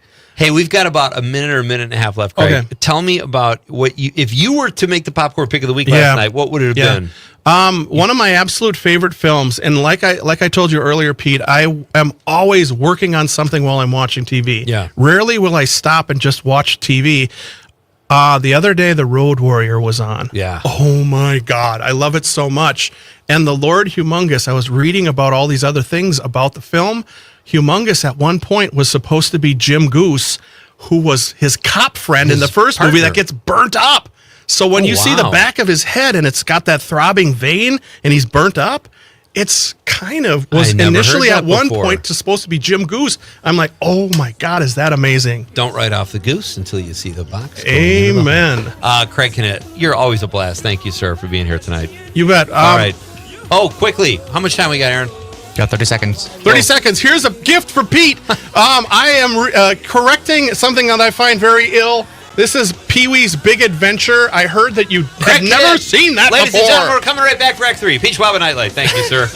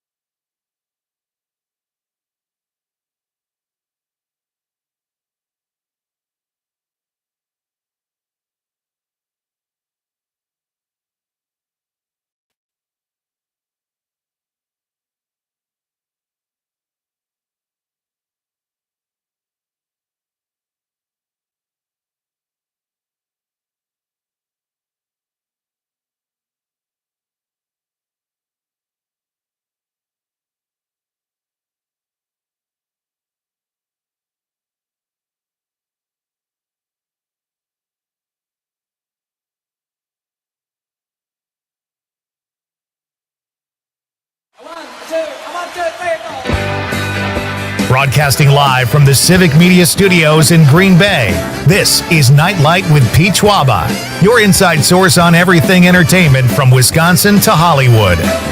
Whatever gets you through the night, it's alright. And now, a guy who believes in an eye for an eye, but only if they're lowercase, Pete Schwaba. Welcome back to Nite Lite, ladies and gentlemen.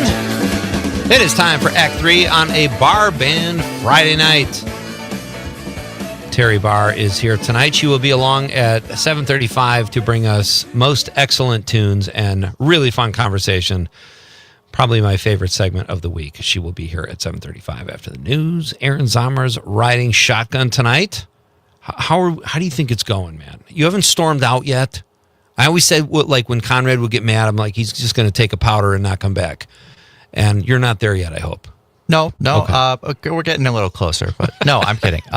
Craig Knitt, very cool. Oh, yeah, he's fun. Craig's a lot of fun. He's got, check out the toy drive. I keep calling it a toy drive. It's not a toy drive. It's QuadCon.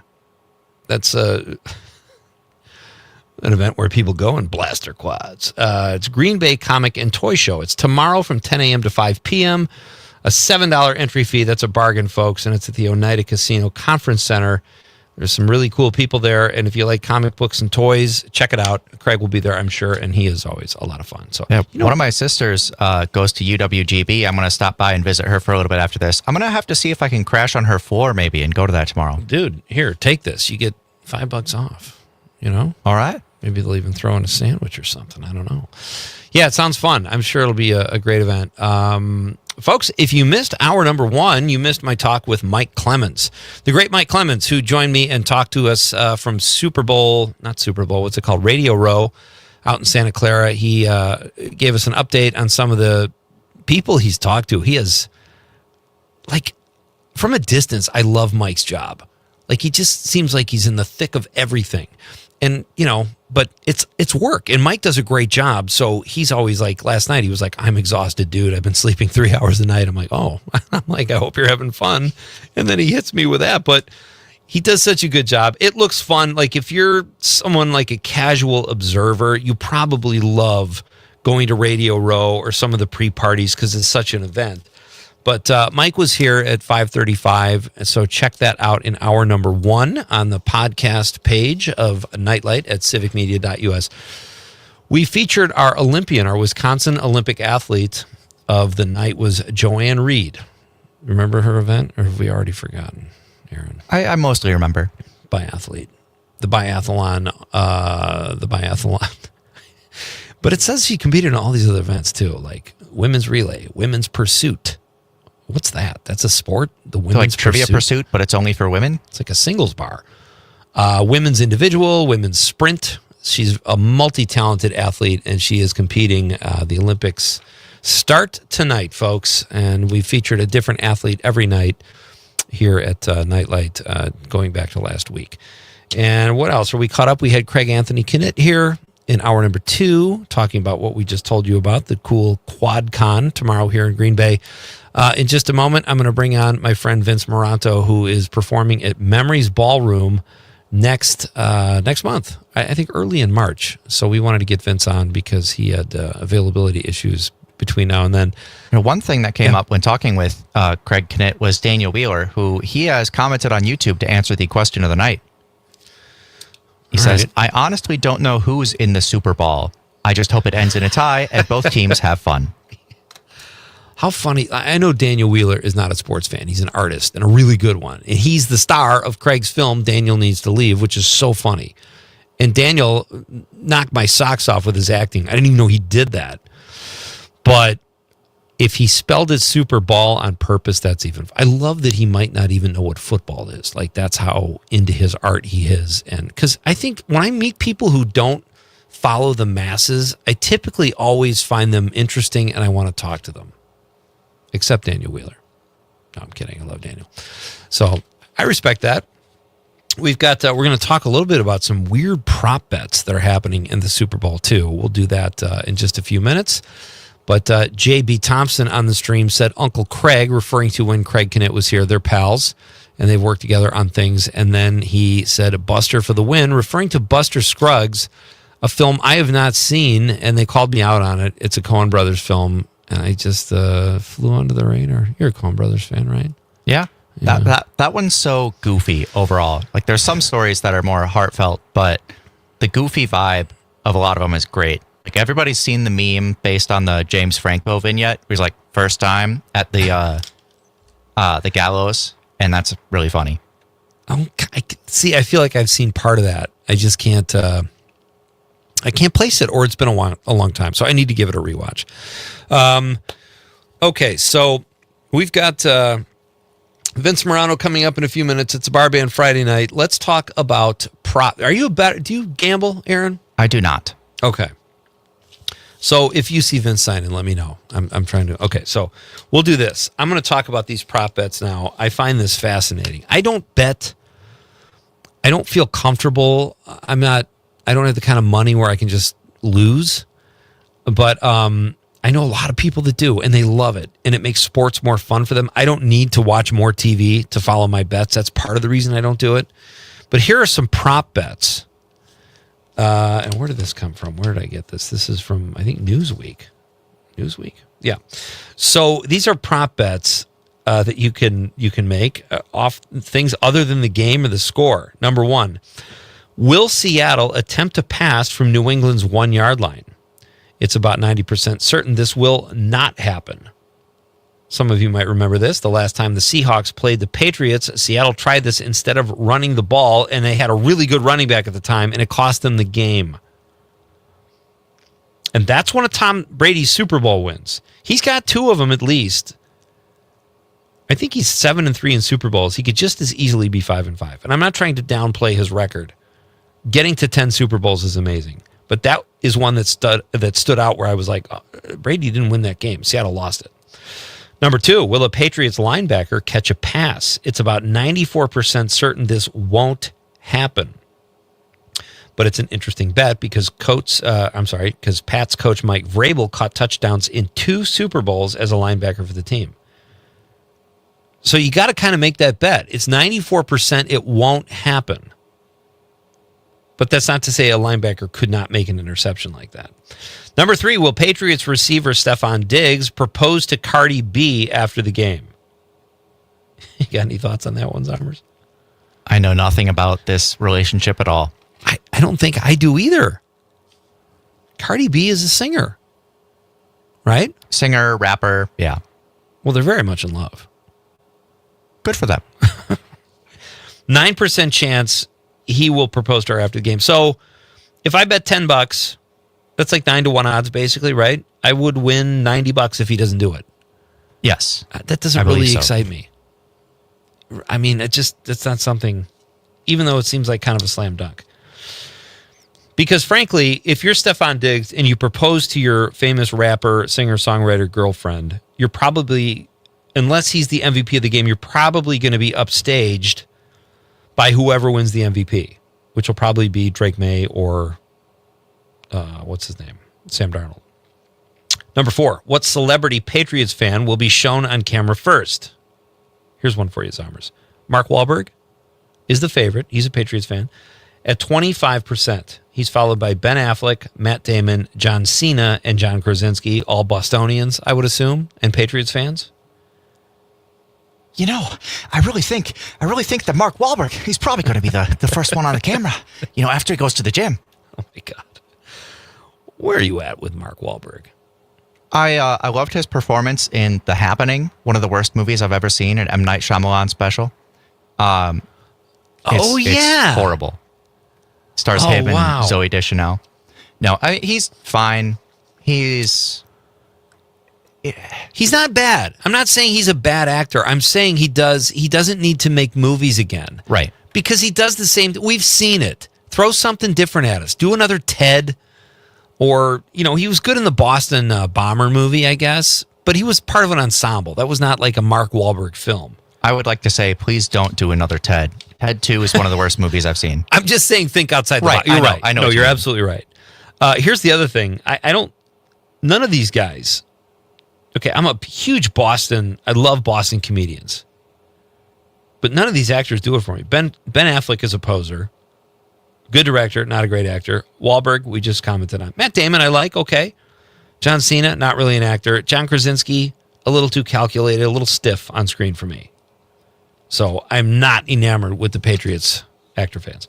Number 5, which Bay Area landmark will be shown first, the Golden Gate Bridge or Alcatraz Island? The safe bet is the bridge at 91%. There's only about a 15% probability it will be Alcatraz. What kind of math is that? I have no idea. The safe bet is the bridge at 91%. There's only about a 15% probability it'll be. I don't think that makes sense. Okay. Mathematicians, chime in. Let us know. I think Tony the trucker has got his calculator with him. Let us know, Tony. Number 6, will Bad Bunny expose a nipple during the halftime show? That's 81% likely. Do you know his music? Not very well. I know a little bit. I've heard some of it. I don't know any of the songs. I don't either. And for that reason, I'll probably watch. I did not know Kendrick Lamar's music either. But I watched that, and when it was explained to me what he was doing, it was a great show. I mean, I thought it looked aesthetically pleasing, too. I thought it was cool. But I don't know his music. I wasn't really digging the music. But once I had the whole story explained to me and the statements he was trying to make, I thought it was really cool. I don't know Bad Bunny either. And I don't speak Spanish, contrary to popular opinion. Are you bilingual? I can understand Spanish. Really? Okay. I'm not very good at speaking it. What am I saying? ¿Dónde está Casa de Pepe? Where's Pepe's house? All my knowledge of Spanish, that's from a Steve Martin bit. I don't know any Spanish. I know agua or ¿cómo está? Yeah, I mean, those are some of the most important things, like I need water or how you doing? Where's the men's room? ¿Dónde está el baño? Wow, that's impressive. All right, number 7. What song will Bad Bunny start the halftime show with? The odds-on favorite is Titi Me Pregunto. What does that mean? Am I pregnant? I don't think so, because pregunta is a question, so it's... Oh, pregunta. Right, yeah. Pregunta, that's not our question of the night. This is spelled like pregunto. Pregunto. All right, that's at 67%. That must be his biggest hit. Number 8. What color liquid will be poured on the winning coach? The classic bet, orange and blue are tied at 30%. That's one I just could not care less about. Will the official viewership of the game be over or under 118.5 million? The smart money is on the over. I would definitely take the over. It's only 58% likely. It seems like it should be higher just because every year after the Super Bowl, I see the statistics about how many people worldwide watched it, and it seems insane. Number 10. Who will the MVP mention first in his speech? You can't go wrong with God. He or she is 75% likely to be first. Teammates are second, and the city or its fans are third. I love that they put he or she for God. And I really hope God doesn't care about football. Yeah, I feel like that brings up a whole question of ethics. Like, if you are all powerful and you allow football to exist, what does that say? I misjudge God if God cares. All right, we're coming right back. We're going to try to get Vince Morano. He is messaging us now. This is Pete Schwaba at Nite Lite. I can feel it in your touch. You don't have to say a thing, just let me show how much I love you, need you, yeah. I wanna kiss you all over.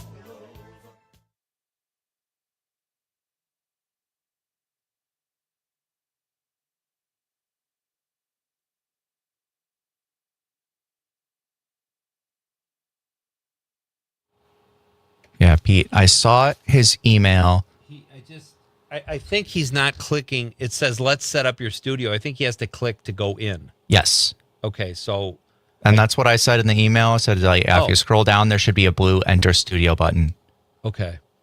I don't know if he can hear us right now, which is why I'm saying that, just in case he can. Okay. Vince, if you can hear, I just sent him a message on Facebook, so hopefully he'll get that. But yeah, that'll still work out. We still got time to do it. That's unfortunate. I wish I realized sooner so that we could have maybe given him a call before we started this segment. He Hey, what do you know? There he is. Oh, cool.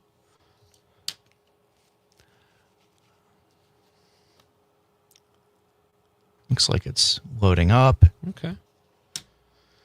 That'll work. Oh. Sorry about that. Hey, buddy. Sorry about that. Oh, you're muted, Vince, if you can hear me. Come on. Is the microphone should be... Oh, we might have him now. How about that? Nope. It's weird that we can't hear you. Let me check my settings. Could be something wrong on my end. Okay. Hang tight, Vince. We'll get it figured out. What about now? Can you hear me? Is he talking? I can't see He's him right talking. now. Okay, we still can't hear anything. Does the mic look red, Vince, like it's muted? Let's see where that is. What a nightmare this is. You're in the show. Should we just get his phone number? That might be a good idea. If you can have him send it to you on Facebook or something.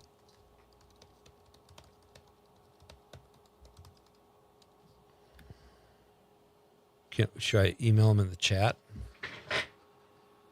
That would work. All right, we got about 10 seconds till the segment starts.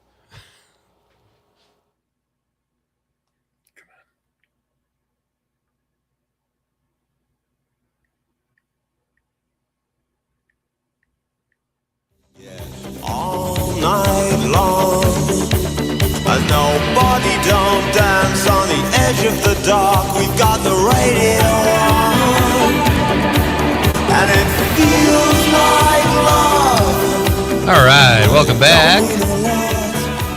We had a technical issue. We are getting our guest, All right. Vince. Can you hear me now? Moranto, on the phone as we speak. I just sent you the number, Zommers. It's right under the picture of me sleeping on a park bench. That it is. It's kind of like window fun what we did. Vince Morano is moments away, folks. We're going to tell you all about a really cool show he is doing in Port Washington, Wisconsin in just a couple weeks. Our question of the night is, what is your Super Bowl prediction? You can predict the score, the winner, something goofy that'll happen during the national anthem or the halftime show. Whatever. Give us a prediction. You can have fun with it if you like. There are no right or wrong answers as usual. Janet from Madison in the 608 says, I thought Mark Wahlberg was great in The Departed. Great cast all around. Well, I don't disagree with that, Janet. You're right about that. And I'm not saying he's a bad actor. I just feel like he does the same thing all the time. But again, The Departed, similar to Patriots Day, it's more of an ensemble cast. So he was good in that. And he is not a bad actor, like I said. But it's a fun discussion. I like talking about that kind of stuff. It's fun when different people have different opinions. We are trying to get Vince. And if we don't get Vince, I'm just going to tell you about the show he's in because it's a great great spot that they do comedy in there. We've had many guests over the last couple of years that were going to appear at Memories Ballroom. So, all right. We've got, there's a new show. I don't know if you guys have. I think we have him now. Oh, do we have Vince? Okay. Hello? Hello? Hey! I don't know what's going on, man. Vince Moranto, ladies and gentlemen. Did we just lose? We've got him. I just had to hop off the StreamYard so that we don't have an echo. We can still hear him on the phone. Oh, Vince, you there? Yeah. Awesome, buddy. Hey, I'm glad this worked out. I'm sorry for any confusion or technical issues, but I'm glad you're with us. Yeah, that was like one of those old Stephen Gary acid flashbacks where I talked, I heard it back to my phone, then I heard it through the laptop, then I heard it back to my phone. Right. But we're good now. That's okay. We got you. That's what's important. Hey, before you tell us about this cool show at Memories, do you have a Super Bowl prediction? Boy, I predict that I will be halfway through my 12-pack of hams at halftime. Boy, that's an old school beer. That's impressive. Yeah. I love 16-ounce hams. That's the way to go, baby. 16-ounce hams, 6-pack of 16-ounce hams, still under $6. How do you not? How do you not have that? At those prices, you can't afford not to get drunk. That's right. So let me ask you this: when these beers come back, like I'm not a beer guy. I like more of the spirits, maybe some wine. I like some beer sometimes, but like when they come back, like old style, and all of a sudden people are drinking old style or Pabst or Hams. Is it good beer or is it just cheap? No, you know what? I love PBRs. I still drink PBRs too, Hams and PBR. Like old. I think it's probably because. Well, I think Hams was the first beer we stole from my friend's refrigerator garage. Did you guys have refrigerator garages where you were at? Oh yeah, yeah. And I think his dad like had 16,000 cans of Hams, so he wasn't going to took miss one it. out. We all, yeah, we took one out. We split it. But yeah, but I like PBR. I think PBR is a real good beer. Yeah. Junior, yeah, I like it. Junior, there's only 138 cans of Hams in here. There's 139. Right. Yeah, no, listen, sometimes like the packaging matters. Like Pabst Blue Ribbon is that's a great can. It makes me want to have a beer, you know? Oh, and Hams went back to the old Hams logo too. Yes, that's it's right. The old blue with so that's kind of cool. From the land of sky blue waters. Yeah, it's fantastic. That's right. That's right. All right, well, that's a good prediction, but we've only got a couple minutes now. Unfortunately, I'm sorry again about the technical issues, but it was great getting your thoughts on beer, Vince. No, I'm just kidding. You have this great show coming up at a really cool venue. Tell us about Memories Ballroom. Memories Ballroom is a real cool place. I don't. It's been around a real long time, and I mean, it's still got the bathroom, all the way down to the floor urinals. My favorite part of a Wisconsin trip. It's a nice big venue. They have a meal beforehand, and then the comedy afterwards. I've done it maybe 2-3 times before in the past, and always good crowds. Always good crowds. It's a very, very. Let's put it this way. You'll understand what I mean. It's Bill Brady rules as far as language, so it's a pretty clean show. Okay. And it's fun. Yeah, it's a good time, and it's always well packed from people from all over the place.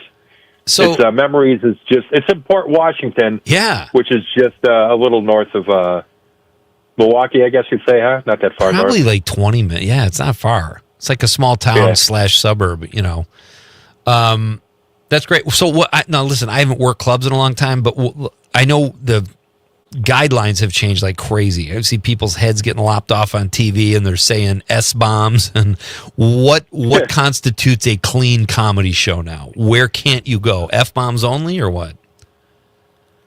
It depends on how much stick the person has.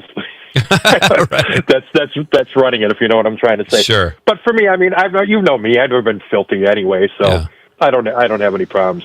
It's just they don't want F-bombs, and the only time I would ever do that is on an ad lib when I'm talking to somebody in the audience if I'm not really paying attention. Right. Like, what the freak are you talking about, kind of thing. But but it's always a fun show, and the food is always really good too. It's one of those too. I don't like to eat before I do a show, but it's one of those where I'm like, well, let me just try that. Oh God, that was pretty good. All right, let me try a little bit of that. That's the next thing you know, I got a giant plate in front of me.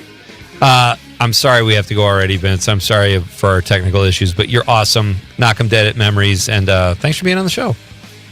Thanks for having me, Pete. You got it. Vince Morano. Check him out at Memories Ballroom, March 7th. We're coming right back for Bar Band Friday night. I'm Pete Schwaba. This is Nite Lite.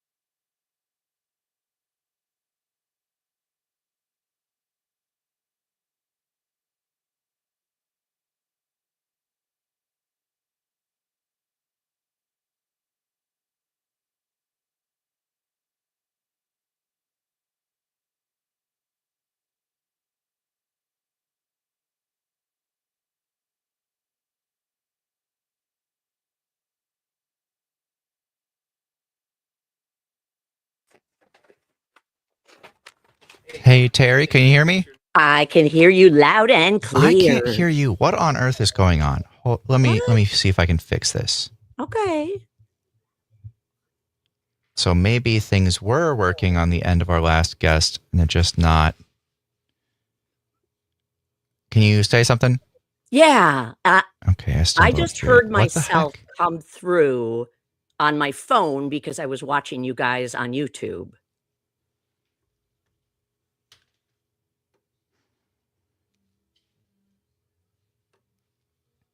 Everything okay?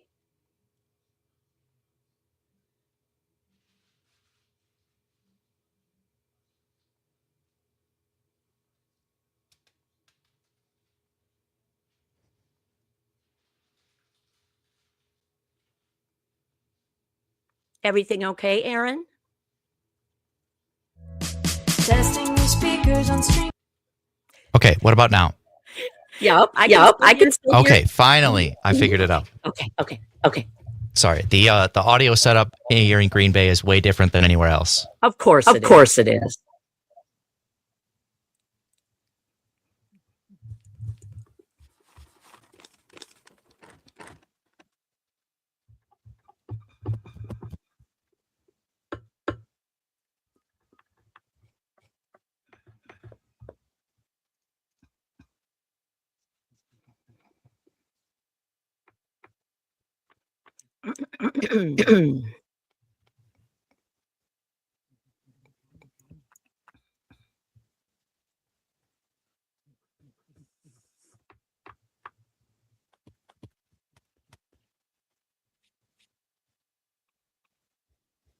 Is there still some feedback? I don't think so. Are you hearing any? Okay. I think we're good. Yeah. I can hear myself back when I'm speaking. I don't. You can. Usually. What about now? I'll talk to you again. Nope, it's still there. Aaron.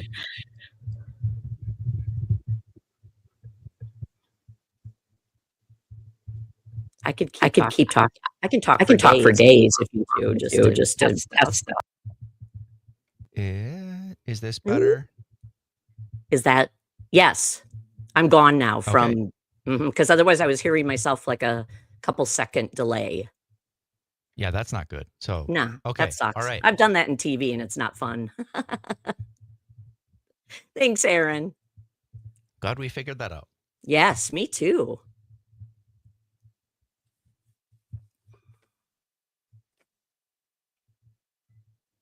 For those of you on the stream, all the computers that we have, there's basically like a whole bunch of virtual sound cards.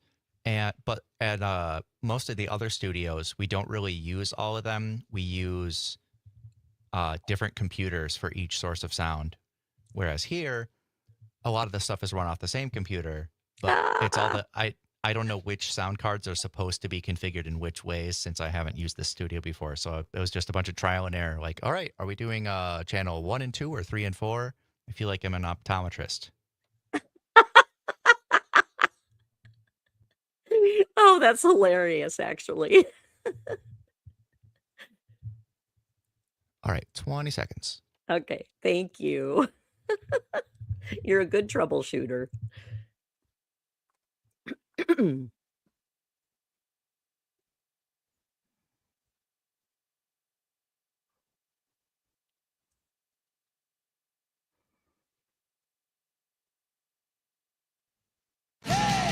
Time to check out original music with Bar Band Friday on Nite Lite. Now, your host, Pete Schwaba, and special guest, Terry Barr.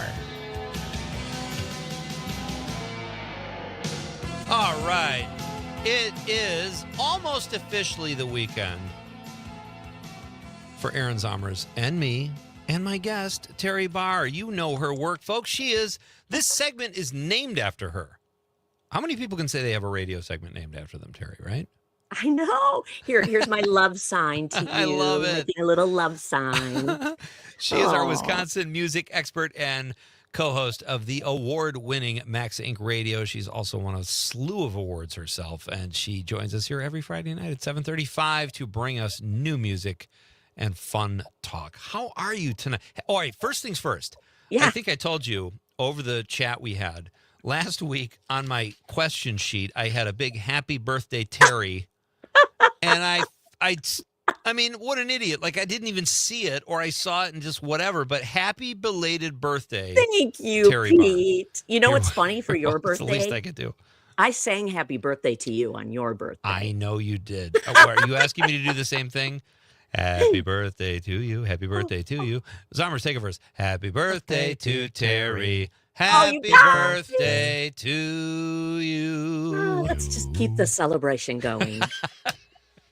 How's it going, Terry? It is going well. I've loved your guest tonight. And I don't know if you knew this.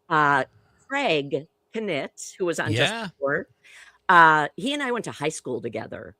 I do remember that. And you guys have talked about a small world, isn't it? Yeah, you've both mentioned that when you've been on, because he was like, oh, if there's any layover, I can say hi to Terry. And I was like, oh, she's not on for another half hour, but he kind of wanted to say hi to you. So that would have been sweet too.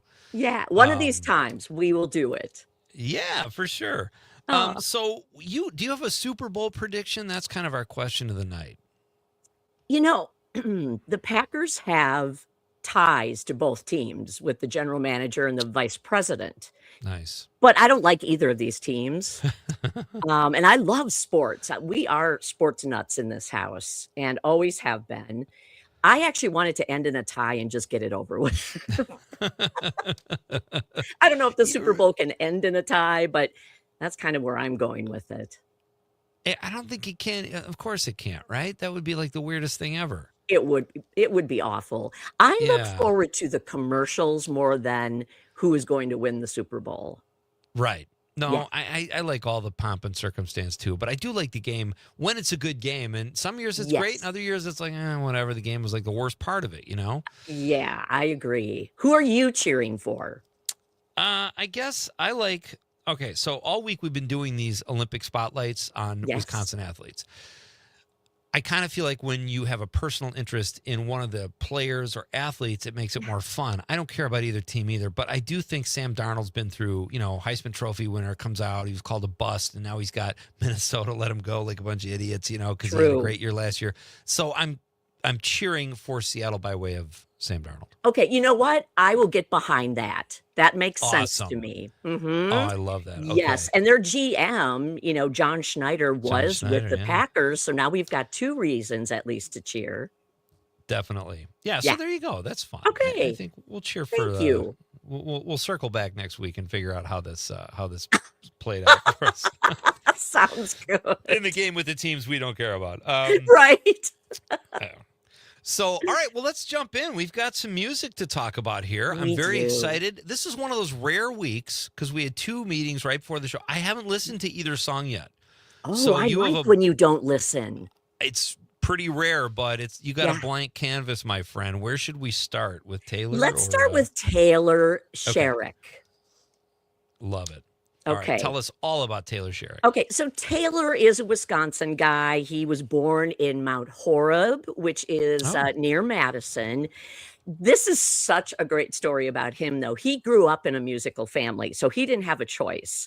His dad was in a band. His mom was in a band. His uncle Vaughn was in a band and now is in Taylor's band as a drummer. Oh, nice. His grandpa was in a band. So can you imagine a Sunday afternoon at their home when Taylor's a little kid and the whole family gets together and they're just jamming music? Ugh. That sounds pretty spectacular. It does, doesn't it? Sounds fantastic. And he's a destiny kept for it him. going. He has kept it going and working on brand new music. We had him on Max Inc. a couple of months ago. He had released a couple of new songs. Well, he's done it again. Another new song. Oh, nice. And I feel so fortunate when both Max Inc. and you, Pete, and your show get to hear it first before it's actually even out in the world. Love it. Yeah. Do you want to? The song is "The Flame," correct? Yes, it is. And just in case people are wondering, he really, if you go see him live, energetic and always enthusiastic, the nicest guy. He's so much fun. He gets everyone engaged in what he's doing. and you feel like you really want to be part of it. And he has shows coming up every single weekend in February, everywhere from Verona to Sauk City, Mount Horeb, Cross Plains. And then after that, when the weather gets a little nicer, he'll be coming up Green Bay way, Appleton. And you can just find more by Googling Taylor Sherrick and his website, of course, taylorsherrick.com. I love it. And folks, you really have to spell it right, because I looked this up before Terry came on. Oh, no. Only Shrek comes up. So it's Taylor, TAYLORSCHEREK. So there you go. And CK. Okay. CK. Yes. Well, that explains a lot. Okay. Well, let's hear our first artist is Taylor Sherrick, compliments of Terry Barr, and here is his song, The Flame.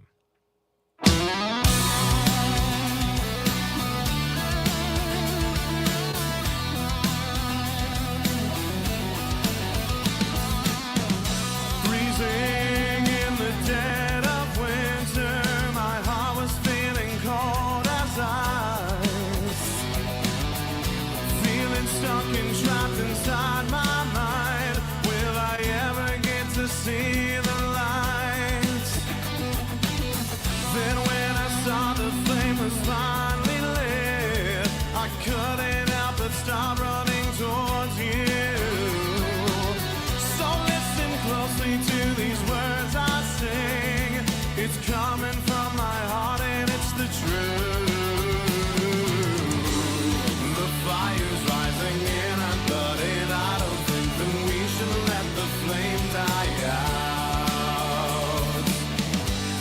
'Cause when I look inside your eyes, I feel like I can be myself, and that's enough. When I see you looking back at me, my Twitter faded out begins to beat. When I see you walking in the room, you turn my eyes from gray to blue. The fire's rising and I'm burning. I don't think that we should let the flame die out. 'Cause when I look inside your eyes, I feel like I can be myself, and that's enough. So tell me, baby, will you give me all your heart and swim out to the deep blue sea? 'Cause I would go the distance for you, baby. Would you go for me? Yeah.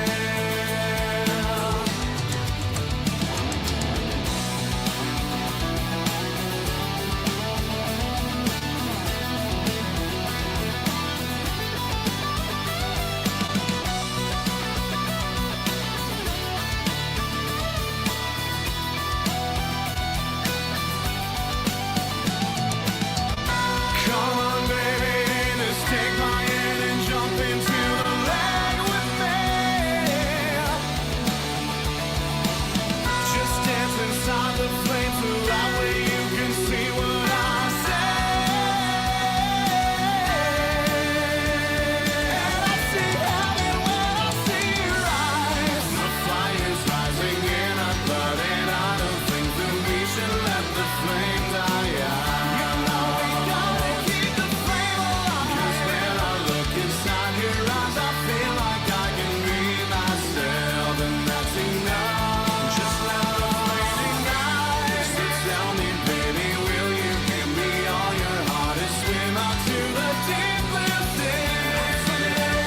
See you there. 'Cause I would go the distance for you, baby. Would you go for me?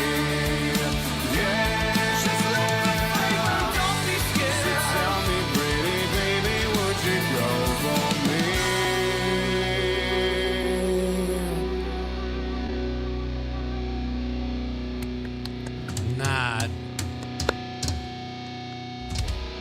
Not bad. Great He's tune. got a big voice, right? Oh, yeah. That Yeah. was fantastic. Was that song called The Flame? Did I get that right? Yeah, the song is The Oh, Flame. okay. I loved how it started talking about Wisconsin winter, though. And then, of course, it goes Yeah. to The Flame from there. Awesome. That's so great. I love Also, you gotta love some tubular bell action. Some what? Yes. The tubular bells later on, like the big chime. Aaron's a serious musician. Did you know that, Terry? Aaron loves music, and that's Yeah. why I love Aaron. So that's But he wonderful. plays too. What do you play? You play the trombone? Yeah, trombone and Yeah. drums and bass are my main ones. Woo! But I can Good Lord. kind of play other stuff too. I love me a good synthesizer, play some guitar. What is he? What are you even doing here? Why aren't you out I on know, tour? right? I don't know. I feel like harder to get repetitive motion injuries on the radio. Yeah, with that attitude. Oh, purely a utilitarian choice for sure. Oh Definitely. my gosh, that is hilarious. Oh, that's great. All right, so now I want to make sure I get this next name right, Terry. Gentle Brontosaurus. Correct. Well, look at that. Ding, ding, ding, ding, ding. It's yeah. kind of a cool name. Tell us about Gentle Brontosaurus. They will be joining Max Inc. Radio, the music show, nice. tomorrow night at 7:30. The show is on from 6 to 9. Yeah. They are our special guest at 7:30. And somebody said, this is also a new song. We're going to hear from them. They have a third album coming out. This is the second release off that third album. The album doesn't even come out until February 13th. So how about you, Pete? And somebody just said about this latest song, this is what the world needs right now. Oh, wow. That's a cool endorsement. Yeah, they're sort of described as, and I kind of dig this, a little combo of folk, jangle pop. Now there's a new one, and breezy fun style music. Those don't even sound like they should go together. That's crazy. I know. All right, you're the music guy, Aaron. Can those three things go together? I think with enough gumption, anything could go together. With enough viscosity. Are they a Wisconsin band, Terry? They are Southern Wisconsin. They've been Southern together since 2013. They've traveled the country. They've gone on a tour every time they release an album. So number 3 is coming out, and everybody's really excited about it. All right, that is fantastic. All right, we're going to hear this song, My Favorite Monster, when we come after this very short break. Terry Barr is here. It's a bar band Friday night, folks. John Murray says, good evening, Peter and Aaron. Great job together tonight in Green Bay. I will dearly miss Conrad. Us too. John, thank you. He says, Conrad, buddy, you got this. Cool as a cucumber and honest as Opie Taylor. You're going to go places, brother. That's great. Her Super Bowl prediction is pain, and he compares Drake May to a young Tom Cruise. Okay, that's our pal John. We'll take it. We are coming right back. It's Bar Band Friday night. This is Pete Schwaba and Nite Lite.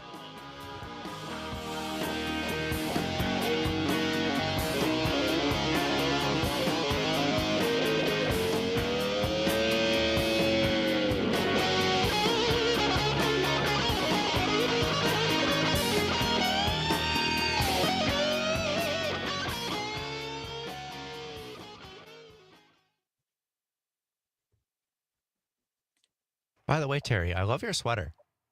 Oh my gosh, thank you. What you can't see, and I have to be careful because my cats will come and go crazy. It's got little dangly things all over it. Oh, nice. Thank you. I do try to get dressed up for you guys.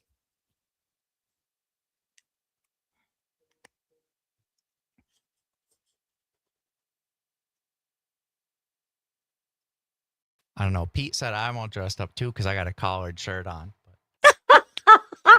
That is a true dress-up outfit. Collared shirt. Oh my gosh. Are you hanging in Green Bay this fine evening?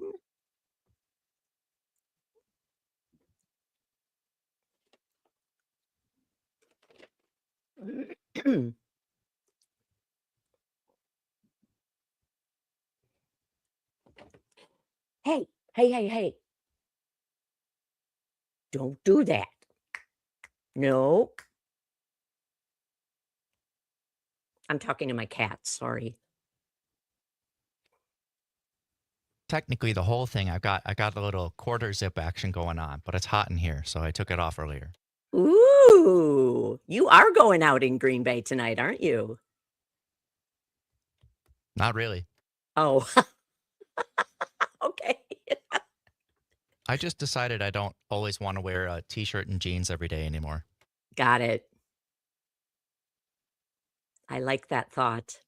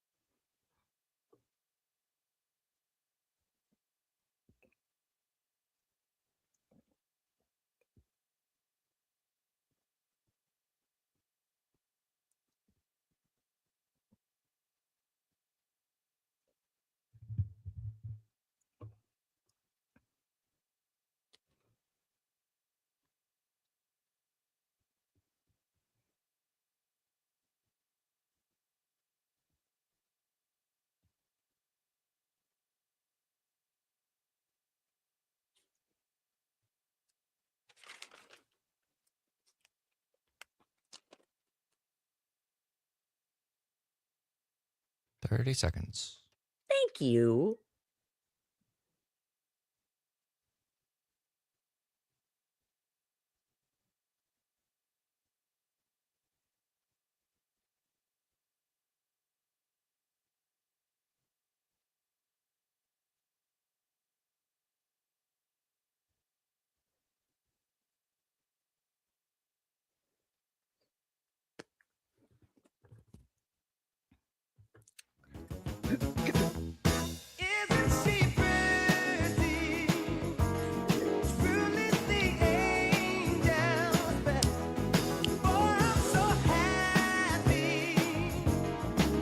All right, welcome back, ladies and gentlemen. We are about to put a big fat bow on this week here on Nite Lite.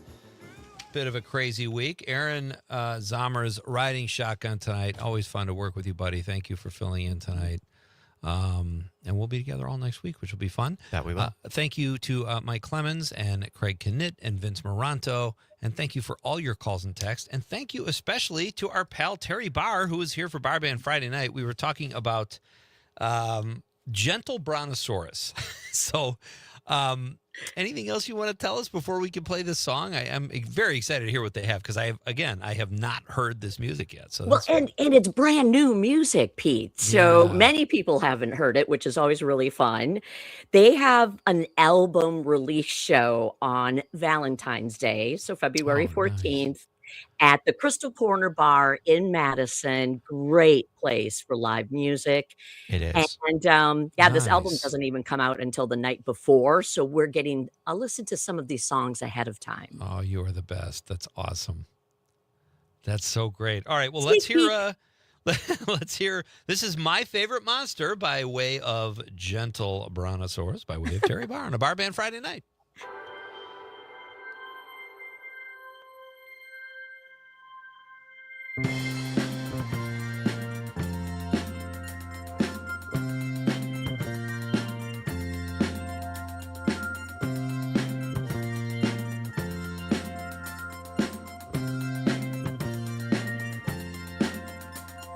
God's not coming, golden showers through the rooftops, down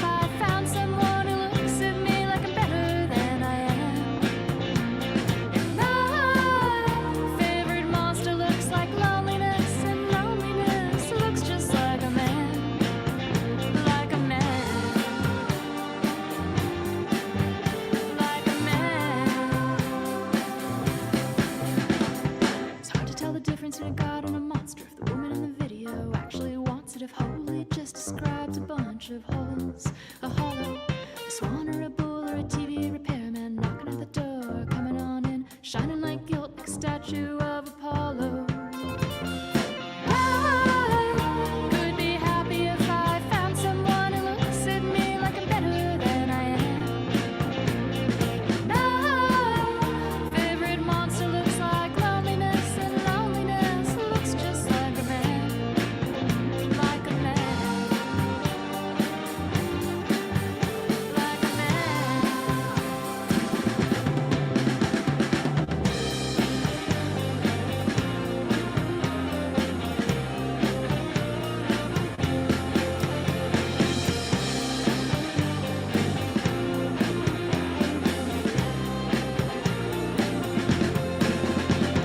Smile runs from hip to thigh, says like Shakira, hips don't lie. The girl gets down on her knees as though to pray. They're beautiful, all of them, the faceless women and the headless men. It seems so real, why can't I touch it? I could be happy if I found someone who looks at me like I'm better than I am. And my favorite monster looks like loneliness, and loneliness looks just like a man. Like a man. Like a man. Must change your life. I was trying to motion to you that I love this. Oh, I'm so glad. It's just so cool. I love the arrangement. I love everything about it. And then she has a great voice. I'm like, I have to know what this person looks like. Sometimes when I hear a great voice, I really need to know. And they all look like musicians. It's Yeah, great. they do, That don't was they? great, Terry. Yeah, I you must have love looked that. up on their website. Yeah, I they're did. cute. I do too. Yeah. Oh, so there's your Jangle Pop. Yeah. Okay. Wow. Very nice. And when they're on tomorrow night? Yes, 7:30 Outstanding. tomorrow night. Terry, as always, thank you. I'm off next Friday, but we'll talk. Okay. And this is just absolutely love this. Thank you, as always, for bringing us great music and elevating the show. It's great. I love it. Thanks to you, and thank you, Aaron, and thanks to all the watchers, the listeners, everybody out there. Have a great weekend. We'll cheer for a tie this weekend. It'll be fun. All right. I would love that if it was possible. Terry Barr, ladies and gentlemen, thank you so much. Aaron, thank you. Thank you to all my guests tonight. And Monday on the show, who do we have on Monday? Let's get a little plug in for Monday. Of course, I have mine. I don't know. Yeah. You don't know that? I'm You're just not along for the expected ride to right know. now. That's okay. I'm going to tell you real quick before we get out of here. On Monday, we've got Kurt Krause and Chris Opper from the Door County Film Festival, comedian, TV host Mike Siegel, and WRJN's Rachel Cassio, wrestling announcer, dropping by to talk to the Pine Tree Mauler. We are coming back Monday. Have a great weekend, everybody. Party safely. Thank you again, Aaron Zomer. On behalf, one more time, of the lovable producer Conrad, I'm Pete Schwaba saying good night, Wisconsin.